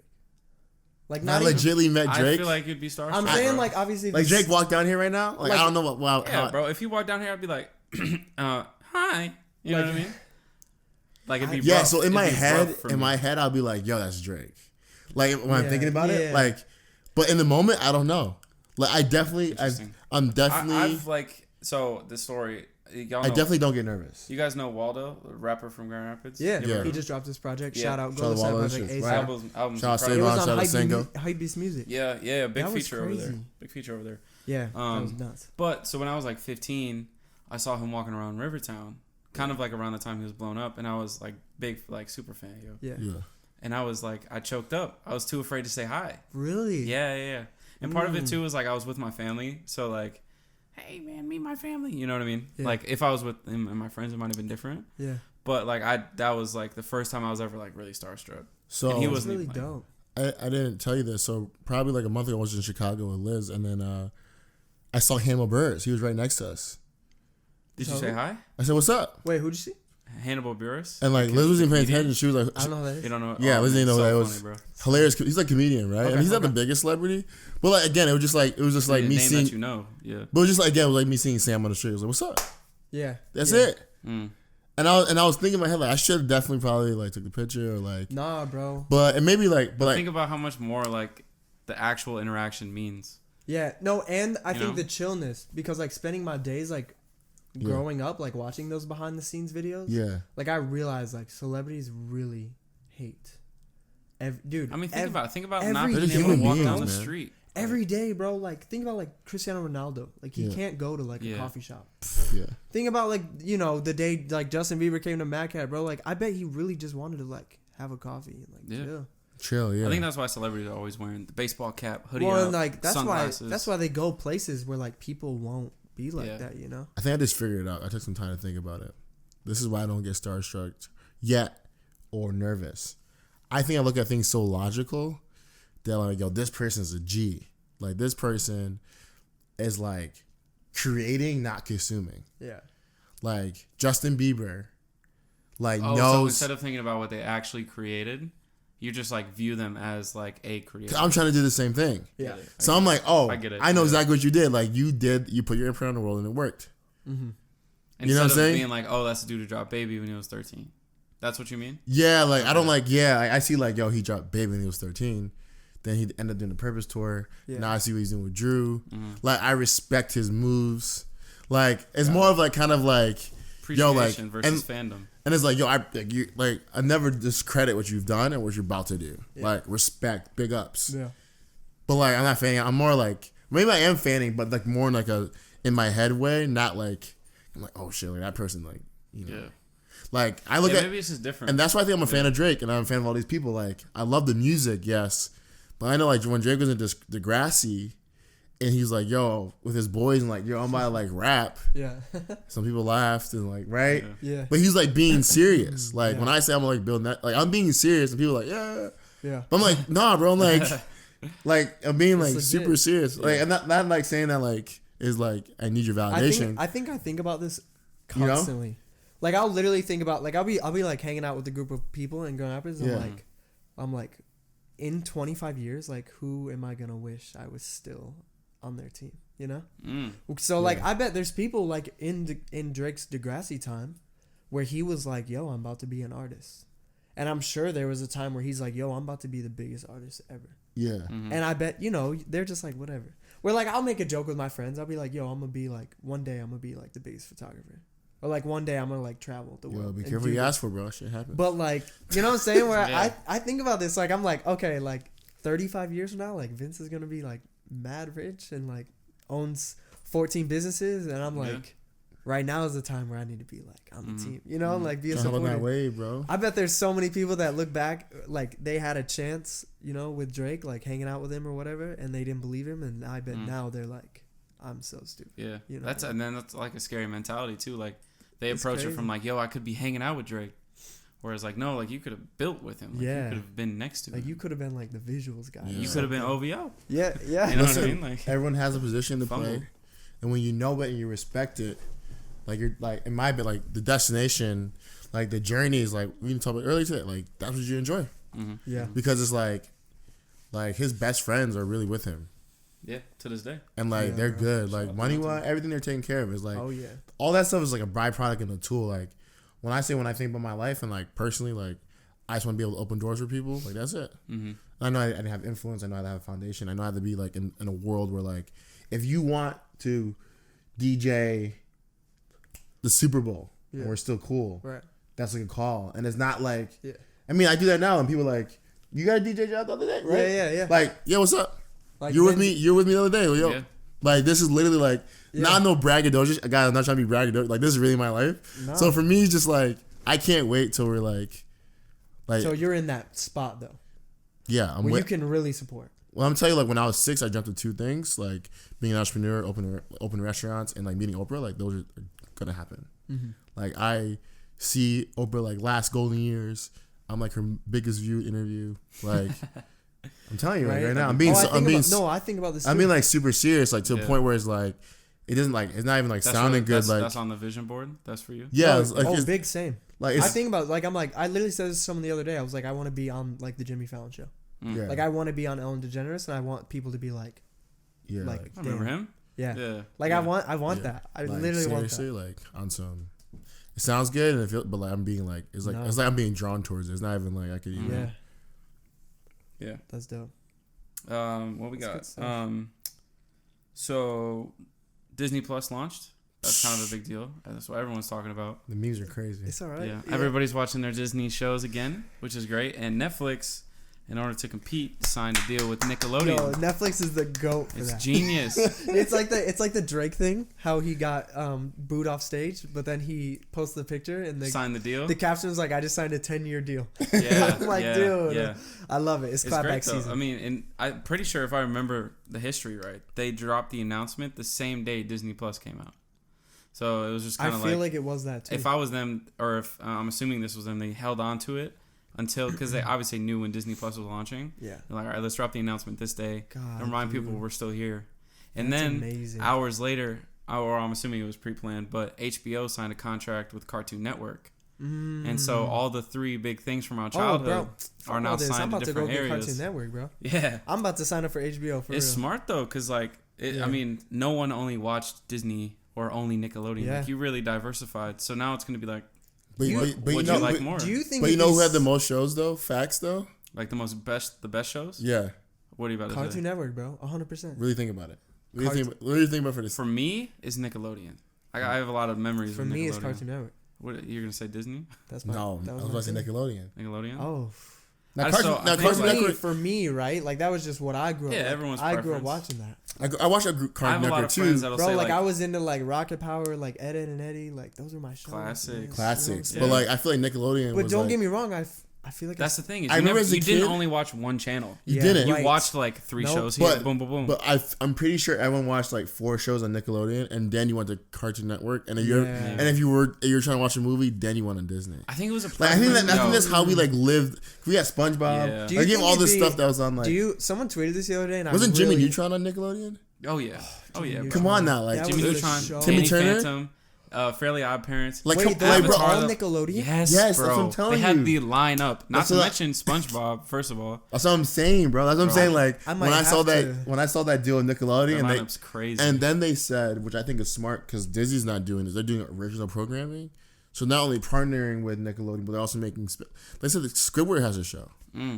Yeah. Yeah, they're really. Yeah, you didn't see that. They're doing like spin-offs. Yeah, a spin-off with that's Squidward. amazing. Imagine a Squidward, bro. That's amazing. I can't wait. They didn't say, wait, we're partnered with Nickelodeon. Like, nah, bro, we've been whipping shit up. We got new shit for you. That makes Disney sense Plus. because they announced the live-action Avatar reboot. Come on now. So this is probably premeditated. Avatar? Bro, come on. Bro, I got the collection right there. That's what I'm saying, bro. Disney Nick Plus. at Night, Slime. I'm like, bro. And not to mention Fresh Prince is on there. Like, they really have. They had all the shows. Yeah, Nickelodeon is stopped. Amanda Bynes? Yeah. Come on. What do you want? Nickelodeon had it. I didn't watch it personally, but remember Nickelodeon? Remember Nickelodeon was so hot that they had to like go out and play.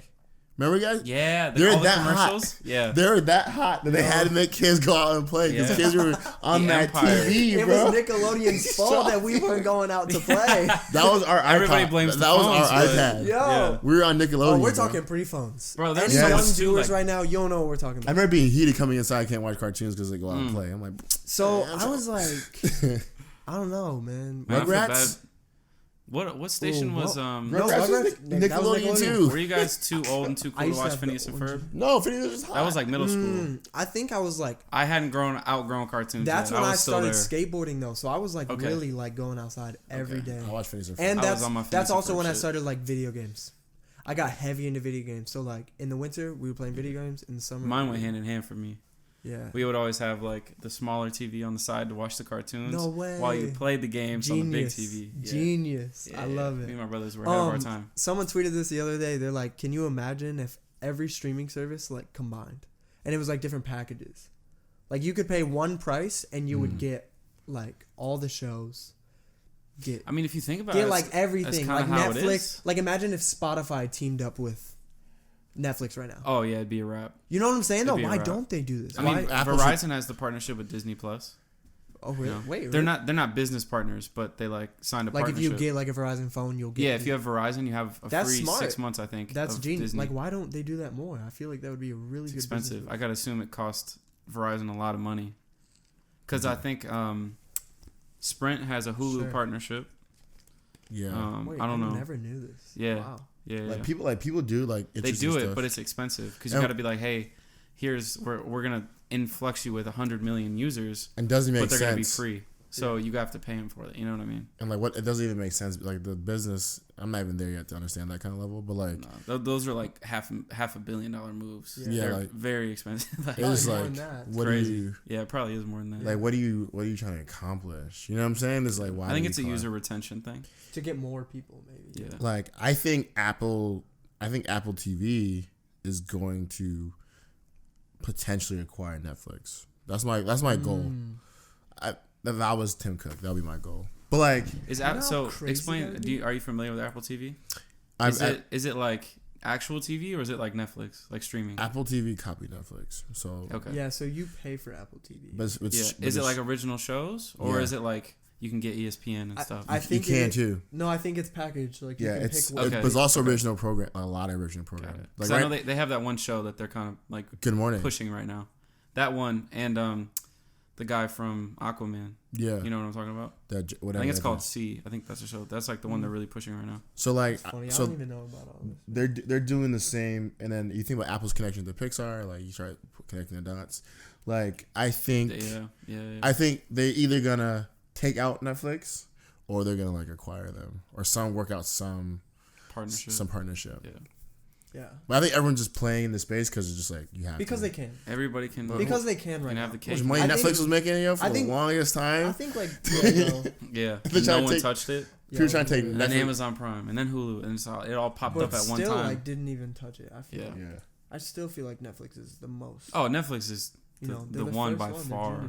But it's because they can do that right now. They don't need to combine streaming, prices because they know that Spotify can afford to solely charge you $10 a month and not have to team up with anyone because you're gonna pay.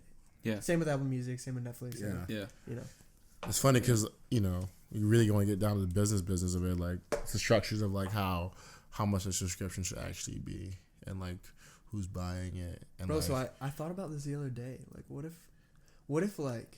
Cause there's a point like where it has to be cheap. That's what they kind of built the model on. Yeah. Cause they want part of the users to do free stuff like a Netflix where they can't show for free. You have to pay for it.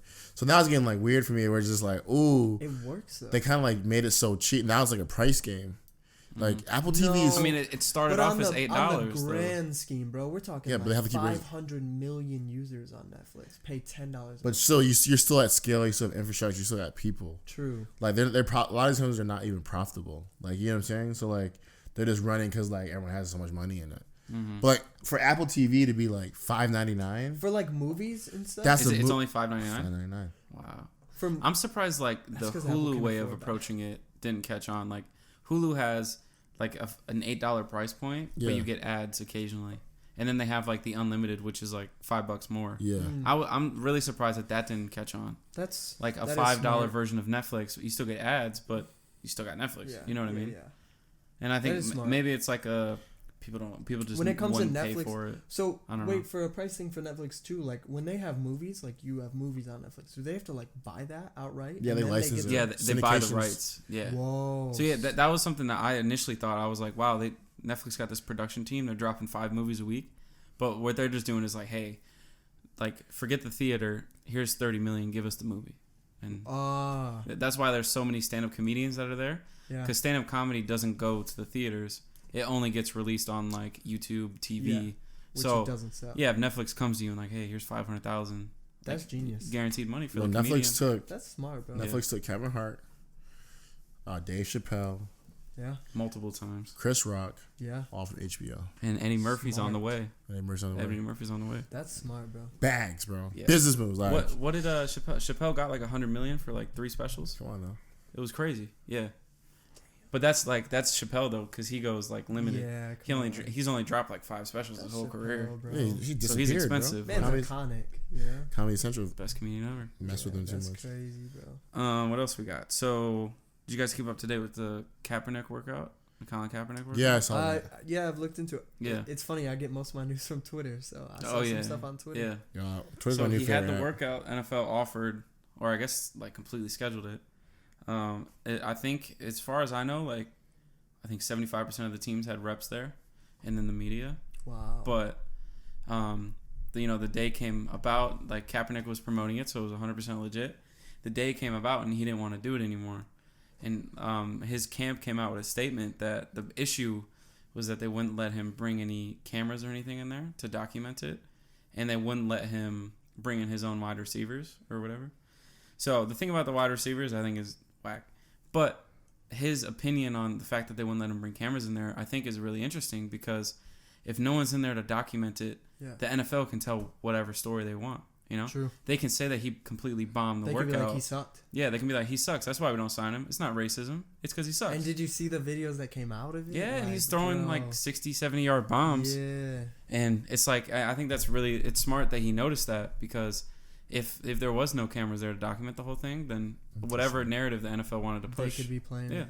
Yeah, man. You know? And so, I like, more power to him. I mean, he took another risk. Like, nice, I think smart, more than likely he's probably not going to get a contract because of what happened now. Yeah. But at least he didn't have to go through this whole process just for some nonsense to happen. That's crazy, man. But why? You know how smart a team would be to be like, yeah, we're going to take him.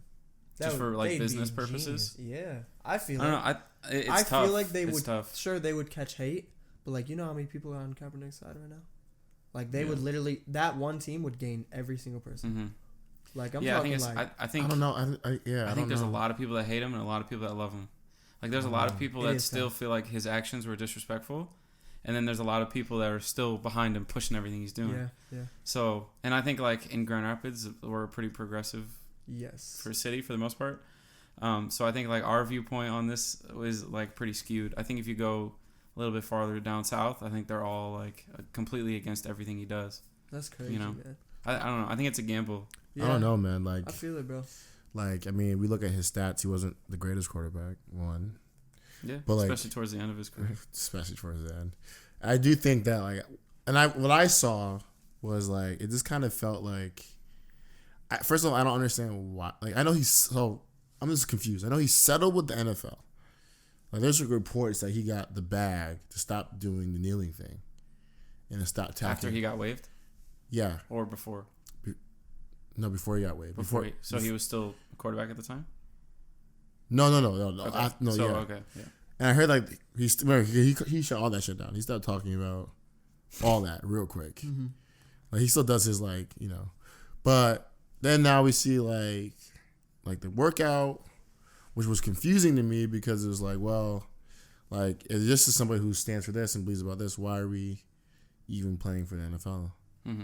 Mm-hmm. Like, remember I always talk about, like, why go back, basically? Yeah, I always ask you guys, like, where are you going? Like, was his goal to, like, to do all that? Just to come right back? To come right back? Yeah. Don't let him believe it for a second. Yeah. So, like... but I think part of it comes down to the story. Like, initially, his beef wasn't with the NFL. Like, yeah, no, the whole protest was against police brutality, right? And, like, racial and suffrages. But, like, how they treated him? Yeah. Why would he... That's why why would he go back? Maybe because he loves the sport. You know? But why NFL? There's can't, like, I'm not trying to be funny, but there's other leagues he could play for. Yeah, if it was really about the game. It's really about the game. Like, you want to play football, you want to play for NFL. True. But then he does, like, the move where he, like, brings his own cameras. It kind of just seemed like he was kind of like, you know, doing a power move against the NFL. Like, saying, like, I've been ready for 3 years. I watched the video, like, 4 times. I was, like, kind of reading in between the lines. Maybe I'm reaching a little bit too much. Mm-hmm. But it kind of felt like he's fighting for something bigger than him playing in the NFL. Yeah. Which he obviously is. Oh, like his whole plan was to not show up. Is that what you're saying? No, his plan is not to get back into that. That's what I mean. Like his plan, like from the get go, I feel like it wasn't was to line up the workout just to not show up and to make a statement. Fair. I mean, yeah, like if we're being honest, like if he made this statement without this whole workout thing, it wouldn't have got as much traction as it did now. Yeah, and like I think that's fair. And like I don't know what the end up goal is. Like maybe he might get a surprise contract. Like but like there's a lot of good quarterbacks in the league right now. Like I don't really see like I don't know. Like I don't see where he fits. Yeah. Like what team needs Kaepernick really? Sure. Mm-hmm. You know what I'm saying? Yeah, it's hard for me to say. Like with new drafts coming in, like there's a lot of talent. If we're being honest, like you gonna take Lamar Jackson out and put Kaepernick on the team? Come on now. Yeah, right. I mean, if we're being honest, like if he was trailing off towards the end of his career, and 3 years out of the game is a long time in football. Like you're talking about, like grown man football. now, Football's like 15-year careers, and that might be stretching it. Yeah, it's like so like 5, you take 3 6. years off, and you're already on the downturn. Like, do you even really want to come back? But like, I mean, it's hard to say because it's all hypothetical. Like, yeah. Because he could be amazing still, and he could be not. Like we don't really know. Like as hard as it is to throw 60-yard bombs, like in a practice field, there was no defenders out there. No one was defending the wide receiver. Yeah. Like I'm sure there's a lot of college quarterbacks that could have made that same throw. For sure. You know what I mean? For sure. No doubt. So like, it's different when it's game time. Sign him to a practice squad. Let him work if that's what he wants. But I think he was just trying to take leverage back and power back. I think too many people were like telling him what to do and like controlling the narrative. Yeah, I can see that. I think he was just like, nah. I think ultimately it comes down to controlling the narrative. Like as far as the cameras thing go, like I completely get why he would want cameras there. Mm-hmm. Listen, that's the difference. Like there's talent, and when I watch professional sports, like I've dreamt about being like an agent or a manager one day because I really think about like story and like how to like craft shit. Like I really do. I'm like the difference between like talent, like everyone's talented and being a superstar is like you gotta be better than everybody else. Yes, but then the story, like, and as soon as somebody like, see, you don't control your own narrative, you don't have a good PR. Like when LeBron was not in the NBA Finals, they lost 30% of viewership. So we're talking about billions of dollars. 30%. Yeah. You think he's ever gonna be not in the finals ever again? Right. Yeah. Like rigged or not rigged, like especially with the way they're playing this season. You see all the TV time he's getting? Yeah. Bro, every game's on TV. You see about the narrative they're creating about LeBron, like he's not done yet. And he's even they're not getting nobody love. He's saying like washed king. He's leaning into it. Yeah, he's leaning into it. He's creating the narrative. But like, look what they did to Isaiah, bro. Man's sister died. Played the game, went off. Dropped 45. Come on. And then like he did said something they didn't like, and like now like they're trying to ruin this man's career. Mm-hmm. Keep like trading him, putting him on crappy teams. Like, don't do that to my man's. Yeah. Look what they're trying to be doing to Jimmy Butler. Like as soon as you don't have to control the narrative, right? Like, and a lot of people don't care because they're trying to get the quick money. We're talking about legacy here. They're trying to like make you never be ever talked about again. Yeah, it's wild, right? Like that's why I kind of look at it. Mm-hmm. So do you think they're doing the same in the NFL though? It's like control. 100%. Yeah. You run the helmet. Like the average person knows Tom Brady. That's probably about it. Yeah. And like I'm gonna be real. That's like the only quarterback I know. You know what I'm saying? And then like the only one I can name. If you kind of watch it, you know Lamar Jackson. You know. Yeah. Yeah, and I think Lamar Jackson's a good example. Like he was somebody going in. I mean, he won the Heisman. Yeah. And then going into the NFL draft, everyone said that this kid's gonna be a bust. No, like can't throw a ball. Like won't be shit. It's like, bro, he's an MVP candidate. He's 22, 23 years old. He's an MVP candidate. But he didn't go in the. He went like 30 years from. Yeah. There's like 3 or 4 quarterbacks that got picked before him. Yeah. Heisman Trophy winner. Wow. And because people said he was going to be bad, they didn't pick him. That's nuts, bro. And then now he's having a breakout season. Right? Yeah. And all the attention's on him. Yeah. And he just like. And they control the story. And but the minute he has 2 bad games, he's never on TV again. You know? Yeah, and like he's well, I think they're doing it because he's black. He reminds you of Michael Vick. He does. And I think like they're like the NFL needs a win right now, and like this new quarterback, Tom Brady's. They need somebody to be the star of the league, the franchise. Yeah, they're looking for the face of the league. It's true. Mm-hmm. I think the only reason I know him or like his name is from social media. Like watch like clips, like highlights. Bro, every week there's 4 or 5 clips. Bro. Yeah, crazy. If honestly, I'm being real, like as a non-football person, like if football was played like that consistently, I'd watch it. Mm-hmm. You know what I'm saying? Like I literally only get excited to watch basketball when it's like LeBron or like. And this is a prime Steph Curry, because I'm like, these guys are fucking good. And they're fun to watch, and their personalities, and you feel like a connection to them. And that's exactly what we were just talking about earlier. Like when you prep and you are ready, like Lamar Jackson was. Yeah. He was working. He was ready for the opportunity to beat Tom Brady. He beat Tom Brady. Man's having weeks of his life right now. Yeah. Oh yeah. On his way to a potential championship. They probably he doesn't even know. They're probably up in the Nike deal. They're like, he's doing everything he possibly can, bro. And they're good. They're winning. Yeah. On their way to a championship. That's crazy, man. That's so dope. Did you guys see Kodak got locked up for almost 4 years? Yeah. 3 years, 10 months? I'm sorry. Like, I respect musicians, but, like, bro, that shit's dumb to me. Like, yeah, I think he got that much time for just lying in court. I don't give a fuck if he makes good music, bro. Like, that's trash to me. Yeah. You know what I mean? What, that he's locked up? Is that what you're saying? Yeah, just, like, that's just that whole concept. Situation. Like, bro, why? Like, you're literally... Like, it's just my thought. Like, imagine if, like, LeBron was, like, about to be the best or, like, in that position and then, like, kept having these issues. Like, if I was Kodak's manager, I'd be like, bro, get your fucking shit together because we're going to make you the best rapper. Like, you will literally be set for life. But right now, he's fucking it up completely. He's probably not because, you know, social media will empower him. But to me, it's just dumb. Yeah, he's definitely, I mean, over I don't know. his... I just think about it. He's been around for, what, 6 years? Yeah, it's been quite a while. And he hasn't been able to get away from the court system. That's crazy, man. Yeah. And there's like part that's system, part that's mentality. Yeah. I think part of it is like he's not from like a safe area. This is how he is. This is his environment, you know? Yeah. And it's hard to leave that, especially once you start getting money. That's true. And I think when you rap about stuff, you portray something. Yeah. Like you're actually part of something. Once you make the money. Yeah. I mean, Meek Mill kind of went through the same thing. Yeah, but like, same thing. Like, so that's part system where the system is looking for you to mess up. Yeah. All eyes are on you. Right? I think Dave has a lyric about that. He's like, you know, you see all this money, you see all this jewelry, and you think we're like superstars, but it's like, I think he says, like, on your back. Yeah, like if we weren't a target already, we are now. Exactly. It's like, that's real. Yeah. People shit. can't wait to catch you up in something. So why don't like people, like I would be like, yo, bet. Like I got the opportunity, I've made it. Now I'm gonna like stay smooth. Because rap, the labels portray, and this is a whole nother topic, but like portray. Let's go. I'm all about this one. Portray the negative, the lifestyle, the two Americas, to quote unquote consumer America, to suburb America, to quote unquote white America, and the kids glorify it.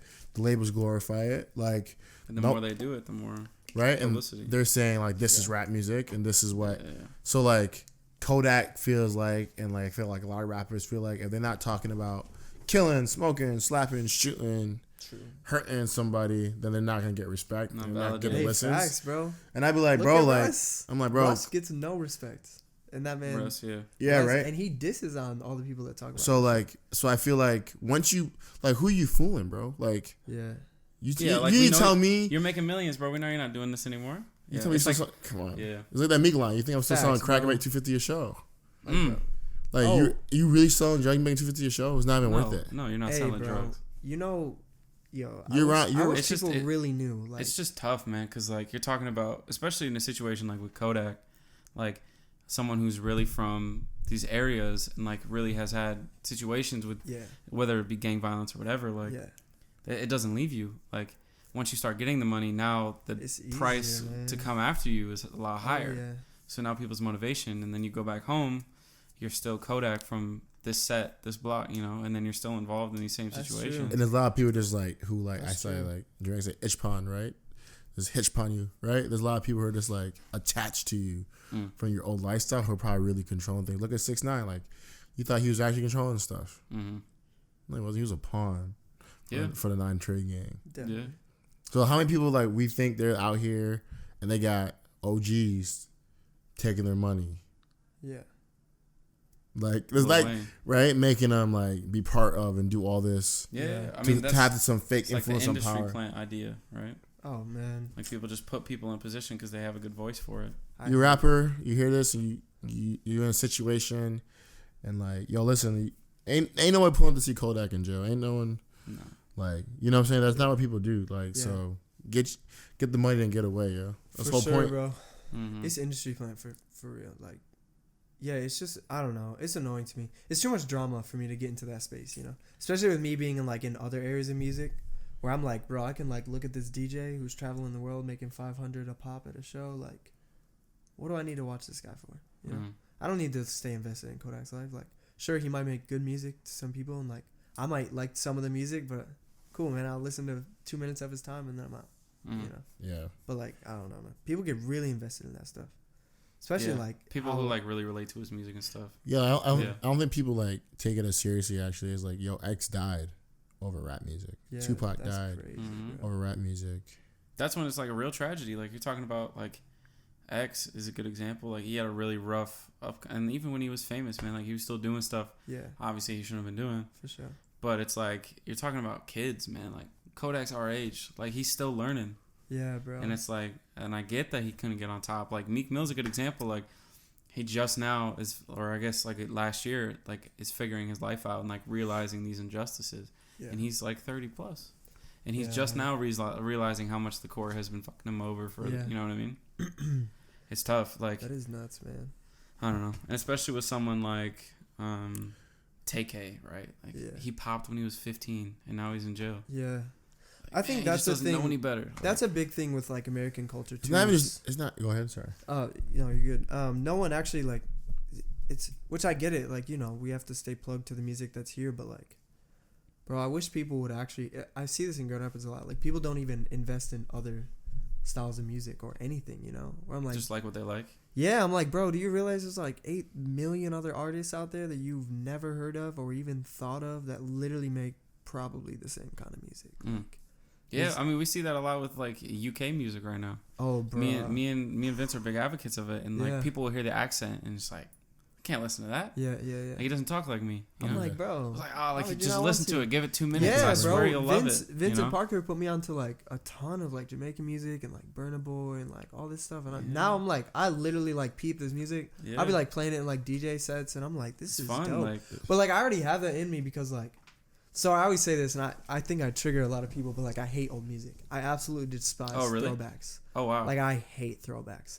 I think there's two reasons. Number one is because like in the time I was growing up, I hated my hometown, so like that's all we played, and like I was just like, fuck this, like this sucks. So I think I tie a lot of that emotion to throwbacks. So like when I hear like Yeah by Usher come on in the club, I'm like, I heard this song in 2012 in my prom. I don't fucking like this song, bro. You know what I'm saying? So like even like old school rap, like you won't really go back and check? Yeah, bro. Like, or is it throwbacks, like you hate music you've heard before? Like throwbacks, like what was on the radio. When it, you know, when we were in high school, like what was playing in our prom, like everything that was overplayed. Okay. Like anything older than like 2016 is like a throwback to me. Where I'm just like, you know. Wow. Like to me, and okay, so that's part one, is like I tie it to my hometown and like I just hate that, and like my growing up, and I'm like, whatever. Part two is like, bro, I really genuinely believe enough music comes out nowadays that like we don't have to walk into an Applebee's and hear fucking like Chris Brown playing. Like an old, you know what I'm saying? That's true. Like, bro, like there's enough music, and people always make the argument like, oh, it's not good music. Like, bro, you could get into like indie rock that's like literally playable anywhere. We're talking like very chill club music. Easy to digest. Yeah, like there's even like chill rap music. Like you're telling me you can't shuffle a fucking Chance the Rapper album and like let it just sit, but instead like you'd rather play some trash old song, music. Yeah. And that's, so then, do you feel that same way about old music you haven't heard yet, or like let's say like old school rap, like before we were born?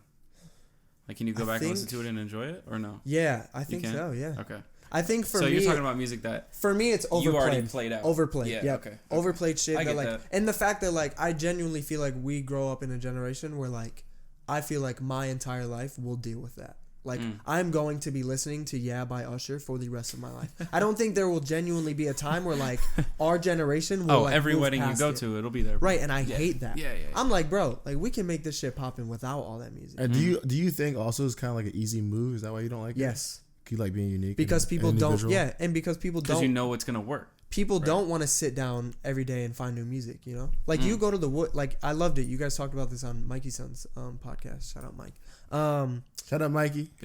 What a G, bro. Big shout out. But I love that you guys talked about it. Is like, there's not a real, like, rap club. Like, you pull up to Woods and they're playing, like, sure, they'll play, like, a dope song, like a Kodak song. Like a one-off. Yeah, just one. And most of the time, it's not even like actually dope. It's like sicko mode, and I'm like, okay, cool. Like it's they'll only play the rap that touches the charts, bro. It's the easy route. It's the I don't want to spend my time finding new music. I don't want to play music that the crowd might look at me weird. So question, is it more that, or is it more the owners from your perspective? So I do know that when you play a lot of clubs, especially in Grand Rapids, it's really tough. They do kind of set this like preconceived rule of like you should be playing like top 40 like well-known music. Mm-hmm. But I also think that they haven't actually had like a real DJ come in and like really play good music. Yeah. Where like that's the thing is like all of us know it's gonna work. I'm like, bro, someone like just gotta do it. Bro, like let me pop in and play y'all like some like Spanish jams. Like I will get that bitch popping. Like 100%. Like I'm not even worried, bro. Like sure, like I might play like a Paul Mon. Shout out Paul Mon. He's on SoundCloud. He's a big like he does flips. So he'll take like Soulja Boy or like Sicko Mode or whatever song, and he'll flip it and he'll make it like dope. That's tight. It's like a modern sound, but with the same. And I've been doing this recently, where like I'll make flips of songs where I want it to have a more modern sound. Interesting. So you don't really like throwbacks, but you'll like remake them. Yeah. That's interesting. The ones that I do are not throwback songs. Okay. They're songs that I still like. But yeah, like I heard Paul Mon, he flipped this like this Soulja Boy track. It was literally what's the one? The one like the main one? Yeah. You or what is it? What's that called?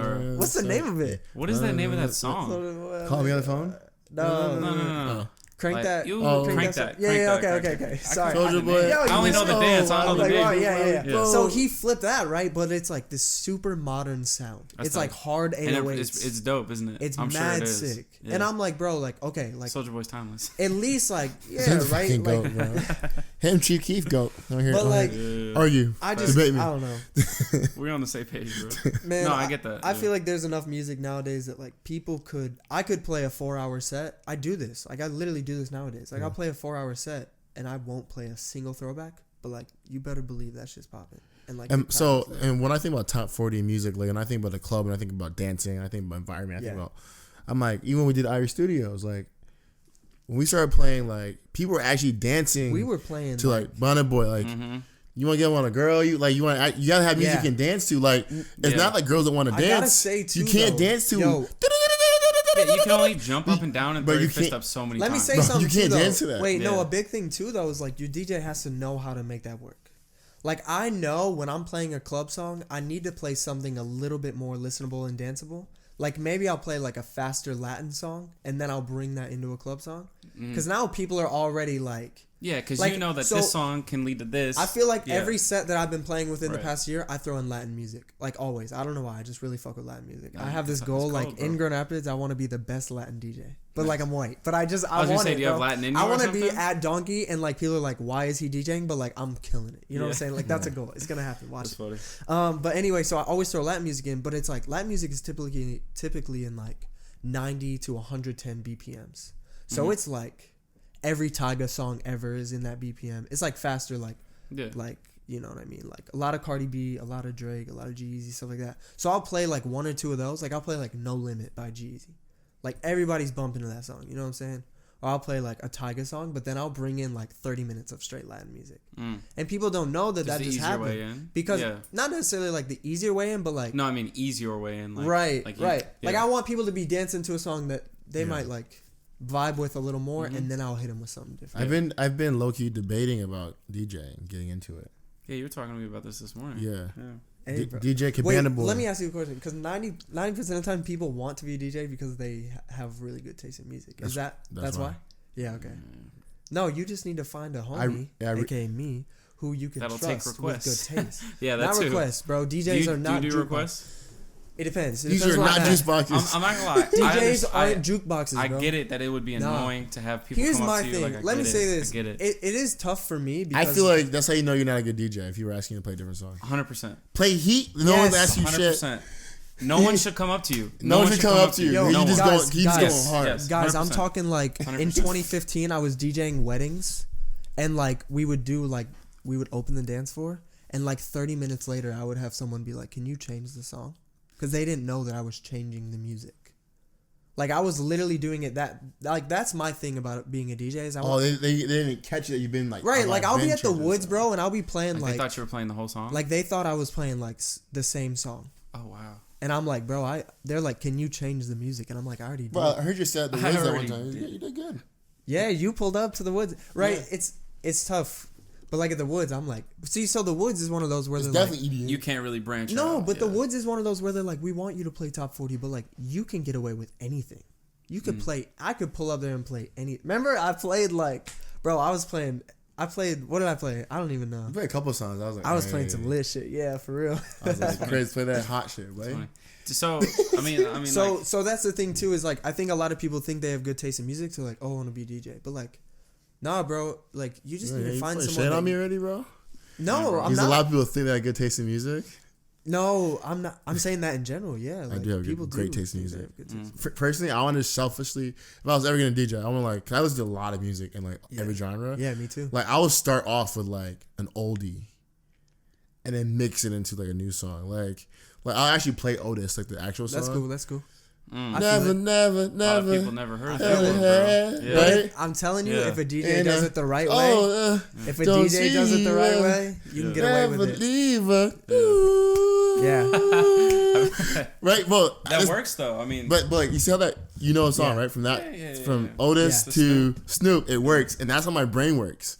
Some is like, yo, I should low key like just get in this DJ. I could shit. teach you, bro. It's really Bro, we easy. actually should do it because I low key just want to do like a 30-minute No, set. really, just make like a mix on some fun shit. Put it on SoundCloud. Be like, yo, no, don't even do that. Just do pop-ups. just random. Build hype off of pop-ups. Like I have people message me and they're like, "When's your next DJ set? I need to be there." And I'm like, "I don't know." So keep up on my social media, and I'll do a pop-up Nice. and like 15 people will pull up and they'll be like, "Yo, we had to Nice. hear it," and I'm like, Nice. "Bless." Nice. It's dope. That's dope. Build But- regulars. We should build and like learn how to do DJ shit because I'm not. I could teach you, man. You It's got a name? really. You I got a can name? teach you the right Cabana ways. Boy. Cabana Boy. Yeah, that shit I like hard, that. isn't it? I like that. Watch me fuck around and become Boy. one of the biggest DJ in the world. That's some funny shit. Going back to what you're asking though, yeah, right. Like you get bigger than me, and I'm some like, funny bro, what shit. the fuck? I Hey, teach him, bro. and like he Hey, bro, blows up. I'm just, I don't know what I'm doing. Honestly, I could see it Dude, though become because the like I would master. my I'll take your brother's move. Like, not even know how to DJ for real. And just go all the way up. Yeah. No, I would be mad, bro, because literally I'm still texting Shout out to Kribbs. Jake. I'm still texting Kribbs like the how questions. Like, yo, bro, so how do you like? I would. This is what would What's this happen. button in the middle do, bro? I would teach him. I would teach him how to DJ, and he would market better than me, so he'd get bigger right away. Facts. And I'd be like, damn. Yeah, Facts. that's what would happen. I'll believe it when I see it, bro. Yeah, I'll I don't teach know, you. Though. I'm down. The I don't know real if question you is, does But Vince what- doesn't even have the time? But Vince, really, what you should do. Nope. Don't have me teach you. Just I'll send you a YouTube video. Going back to your question about Yeah, requests. Call back, bro. It does depend on where I'm at and what they request. I think it's an age thing too. I'ma Right? say this, if, bro. If you're killing the 20s to 25s True. and everyone's loving it, but there's still going to be the 30-year-old, 35-year-old that just, yo, I want to hear Eminem, bro. I'm saying, bro. shut the Like, fuck. okay, Eminem, nah. If Like, they do, everyone else is if loving they- it. Like, just stay But and like enjoy for it. real, bro, like you gotta request a good song. Also, please, I hope every white girl who listens to this takes notes. Like Oh, no. when you're drunk and you're a white girl and you pull up and you're like, "Can you play that one Drake song? Like, can you play, Sicko Mode or So, something?" you're talking about Vince, bro. I'm like, okay, that Bro, is chill Vince. on me, That's bro. true. Fuck with you. No, but like for Yo, real, 137 hours listening to Drake this year. hey, bro. Get at me. Y'all don't even listen to music that much. I've been saying 12 hours, 15. Y'all don't even listen to music. Hey, bro. Listen to me. No, that's right, though. Like, You guys know do what I'm not listen to saying? music. But, I like, listen to music. drunk white girls have, like, a playlist in their mind that every time they get drunk, it, like, triggers. But And it's they're like, annoying Yo, I want to hear this. because what'll happen is drunk white girls will request a song and then go get a drink. I'm like, so bro. not even sit there to appreciate Yeah, it. I'm like, fuck you. I'm not gonna play your song. Like, Yeah. This is no. my song. Yeah, no, I'm like, fuck Yeah. that. Or like, what? You're gonna get annoying and everyone in the crowd. Like, I'm always thinking about the whole. Yeah. So I'm like, yo, if I can make one person happy, like, cool. But like, I could probably play the song I was already thinking of and make everybody happy. Right now. Yeah. Listen, Yeah. I've been around a lot of DJs. I've been around a lot of DJs from like beginning to end, and like I feel like if you start off right, Yeah. right, everyone it's almost kind Set of the like tone. a Yeah. vibe or like a high in a sense. Nah, Like you'll just be You do. in the zone where like everyone's like together. And I've seen when like call it flow for example. I've seen when a DJ's in flow with the crowd, Yeah. and you see me turn around like, boy, you get everyone lit right now. It's important. But that's a lot of pressure No. It's because tough. like not. you No. can't mess up. You can't jump. You can't jump. You gotta lights be up. confident. Well, you're a It's go not at a it, lot though. of It's pressure different. for LeBron James to take a free throw in front of 40,000 people because he's done it 800 times. You know what I'm saying? Mm. 8 million times. Goes back to the putting in the hours. So thing. for me, bro, like you can put me anywhere. That's real, I'm that's confident. real. I don't give a damn. Like, and I like to set the energy up front. I do agree on that. Usually when I play a DJ set, especially if it's like a high energy one, like Yeah. Breakaway or something, Yeah. I have a rule where like I want to start heavy and end heavy, but like in the middle we'll play around. But like I want to come out swinging, bro, because I want people to be like, damn, like, especially if it's someone's first time hearing you. We dancing right now. Yeah. Like I want people to be like, yo, we did. Like it's funny, the Irie event, like Irie Studios. I forgot the name the other day. He got mad at me. Man, and that's how he disrespect me. No, I didn't disrespect you. You know, I just had to double check. Anyway, still love I get out here in this city. It was fun. That was my first experience of you playing music, and I was hearing really like Caribbean, and I was loving it. I didn't even know what was gonna happen. Like, bro, literally, we threw a party at the restaurant. That was the biggest. They hit me up the day before, and people were telling me they couldn't make it because they were busy. Anyway, bro, on a Sunday. What are you doing on a Sunday? I wish we was nothing, bro. Everybody, y'all haters, bro. Y'all miss Kribbs. I hate Sundays. You hate Sundays? Cause I hit everyone up. I'm like, yo, let's go do something. Let's hang. Oh yeah, Sundays are definitely, especially Friday around here. For, bro. Like, let's go do something right now. Yeah. And then like all my friends will be like, no, like I'm busy today. I'm like, bro, you're sitting at home. You're doing that. Sunday's the recharge day. I guess, but recharge from what? Cause you guys went to Eve on Friday. You didn't do shit. I don't know. I think it's like a cultural thing. Like I think for the most part, everyone raised in the Midwest, it's like Sunday, you don't do anything. It's like family day for a lot of people too. Yeah, which I moved up here without family, so like understandable. I wake up on Sunday and I'm like, let's go do something. Yeah. Yeah. But yeah, bro, the Irie event, I didn't know what to expect. They hit me up the day before. They're like, yo, you should DJ, just play whatever. Yo, not me. I didn't even think. Yeah, no, not you. I want to handle business Irie. that way. Sorry, it wasn't Irie. Sorry, Mondo. I love you, bro. It was Mondo. Shout out Mondo. I'm actually working on a project with him right now, so that's dope. Nice, man. But yeah, it was really fun, man. That event was crazy. It was crazy. It turned out to be a good night. Yeah, that shit was the first full improv event I've been to. It was fun. That's like my goal for everything though. It's like I want to do things where it's just like it turned out way crazier than what people told me that it wasn't a good idea. Isn't that crazy, bro? We're still waiting on part 2, huh? Hey, part 2 is gonna be that boiler room set. You feel me? Bro, you just getting you just getting everybody the sauce. He'll cut it out. He'll cut it out. Beep. That beep set. You feel me? Yeah, boiler room set's coming soon. Yo, now we can't. All right. And if Vince, gets it right and does it with me, we're gonna do it for real. And I'm gonna let you feature in it. You're gonna do. I told you already part of it. You're gonna do a 15-minute set in the boiler room set. Yo, but it's gonna be a surprise though. DJ Cabana boy. So we're gonna have like DJ Cabana, like who is that? Yeah. We're gonna have like DJs go off. Yeah. And I'm gonna like, yo, like. No, you're not gonna say nothing. You'll just back to back into my set, and then I'll go get a drink, and you'll. Okay, yeah, facts. But I want to go up there and be like, yo, like thank you for coming out. It's been great. Like DJ Cabana boys, like come on, right? And like the DJ finishes as up. if it's not you. Yeah, it's like it's not me. You come out with sunglasses on. Yeah. I want to come out with sunglasses on and a fisherman hat. Oh, okay. Ice. Nice. Right? Nice. I already have the vision. There's like, flag around you. And it's start with Otis. Like, so you'll have never, to. Never. Yeah, bro. Never. You're gonna have to switch to the vibe, right? And people like, okay, Ew. right? And then we're gonna start getting some Kribbs. You've already got this all envisioned in your head, bro. That'll be so refreshing too. Nice. That'd be so refreshing too to get that kind of vibe. People be like, they're not gonna be ready for it, bro. If we do a boiler room set, I'm doing like house music. I'm doing a real boiler room set. You gotta go hard, bro. It's gonna be proper.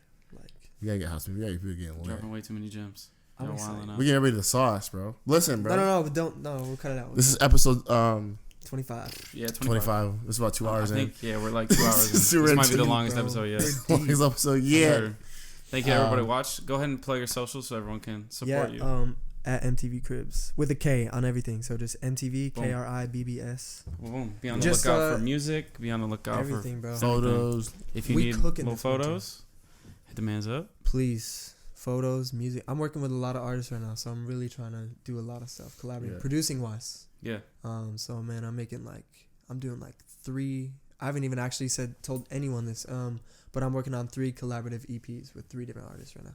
Wow. So like I produce, mix, master, engineer everything, and then they just spit on it. Sounds like Russ over here, boy. Yeah. You know what I'm saying? Are you gonna hop on the mic or what? No. No. When I'm faded, I like try to freestyle, but I also am very conscious. I don't want to be like the white guy that's trying to freestyle, so I'm just that's not me. I'm gonna do everything else. I'm gonna give her. What if you got bars though, bro? I'm not gonna lie. Sometimes I think I do. Like I'll make a beat. We're about to play a beat right now, and we're gonna hear Kribbs rap. Improv set. Not on the podcast, just between you, me. Oh no. I actually don't freestyle in front of anyone. So. Damn. But maybe one day we can change that. We'll see what happens. I'm watching it right now. Boom. All right, bless. Episode 25. Cheers. Peace.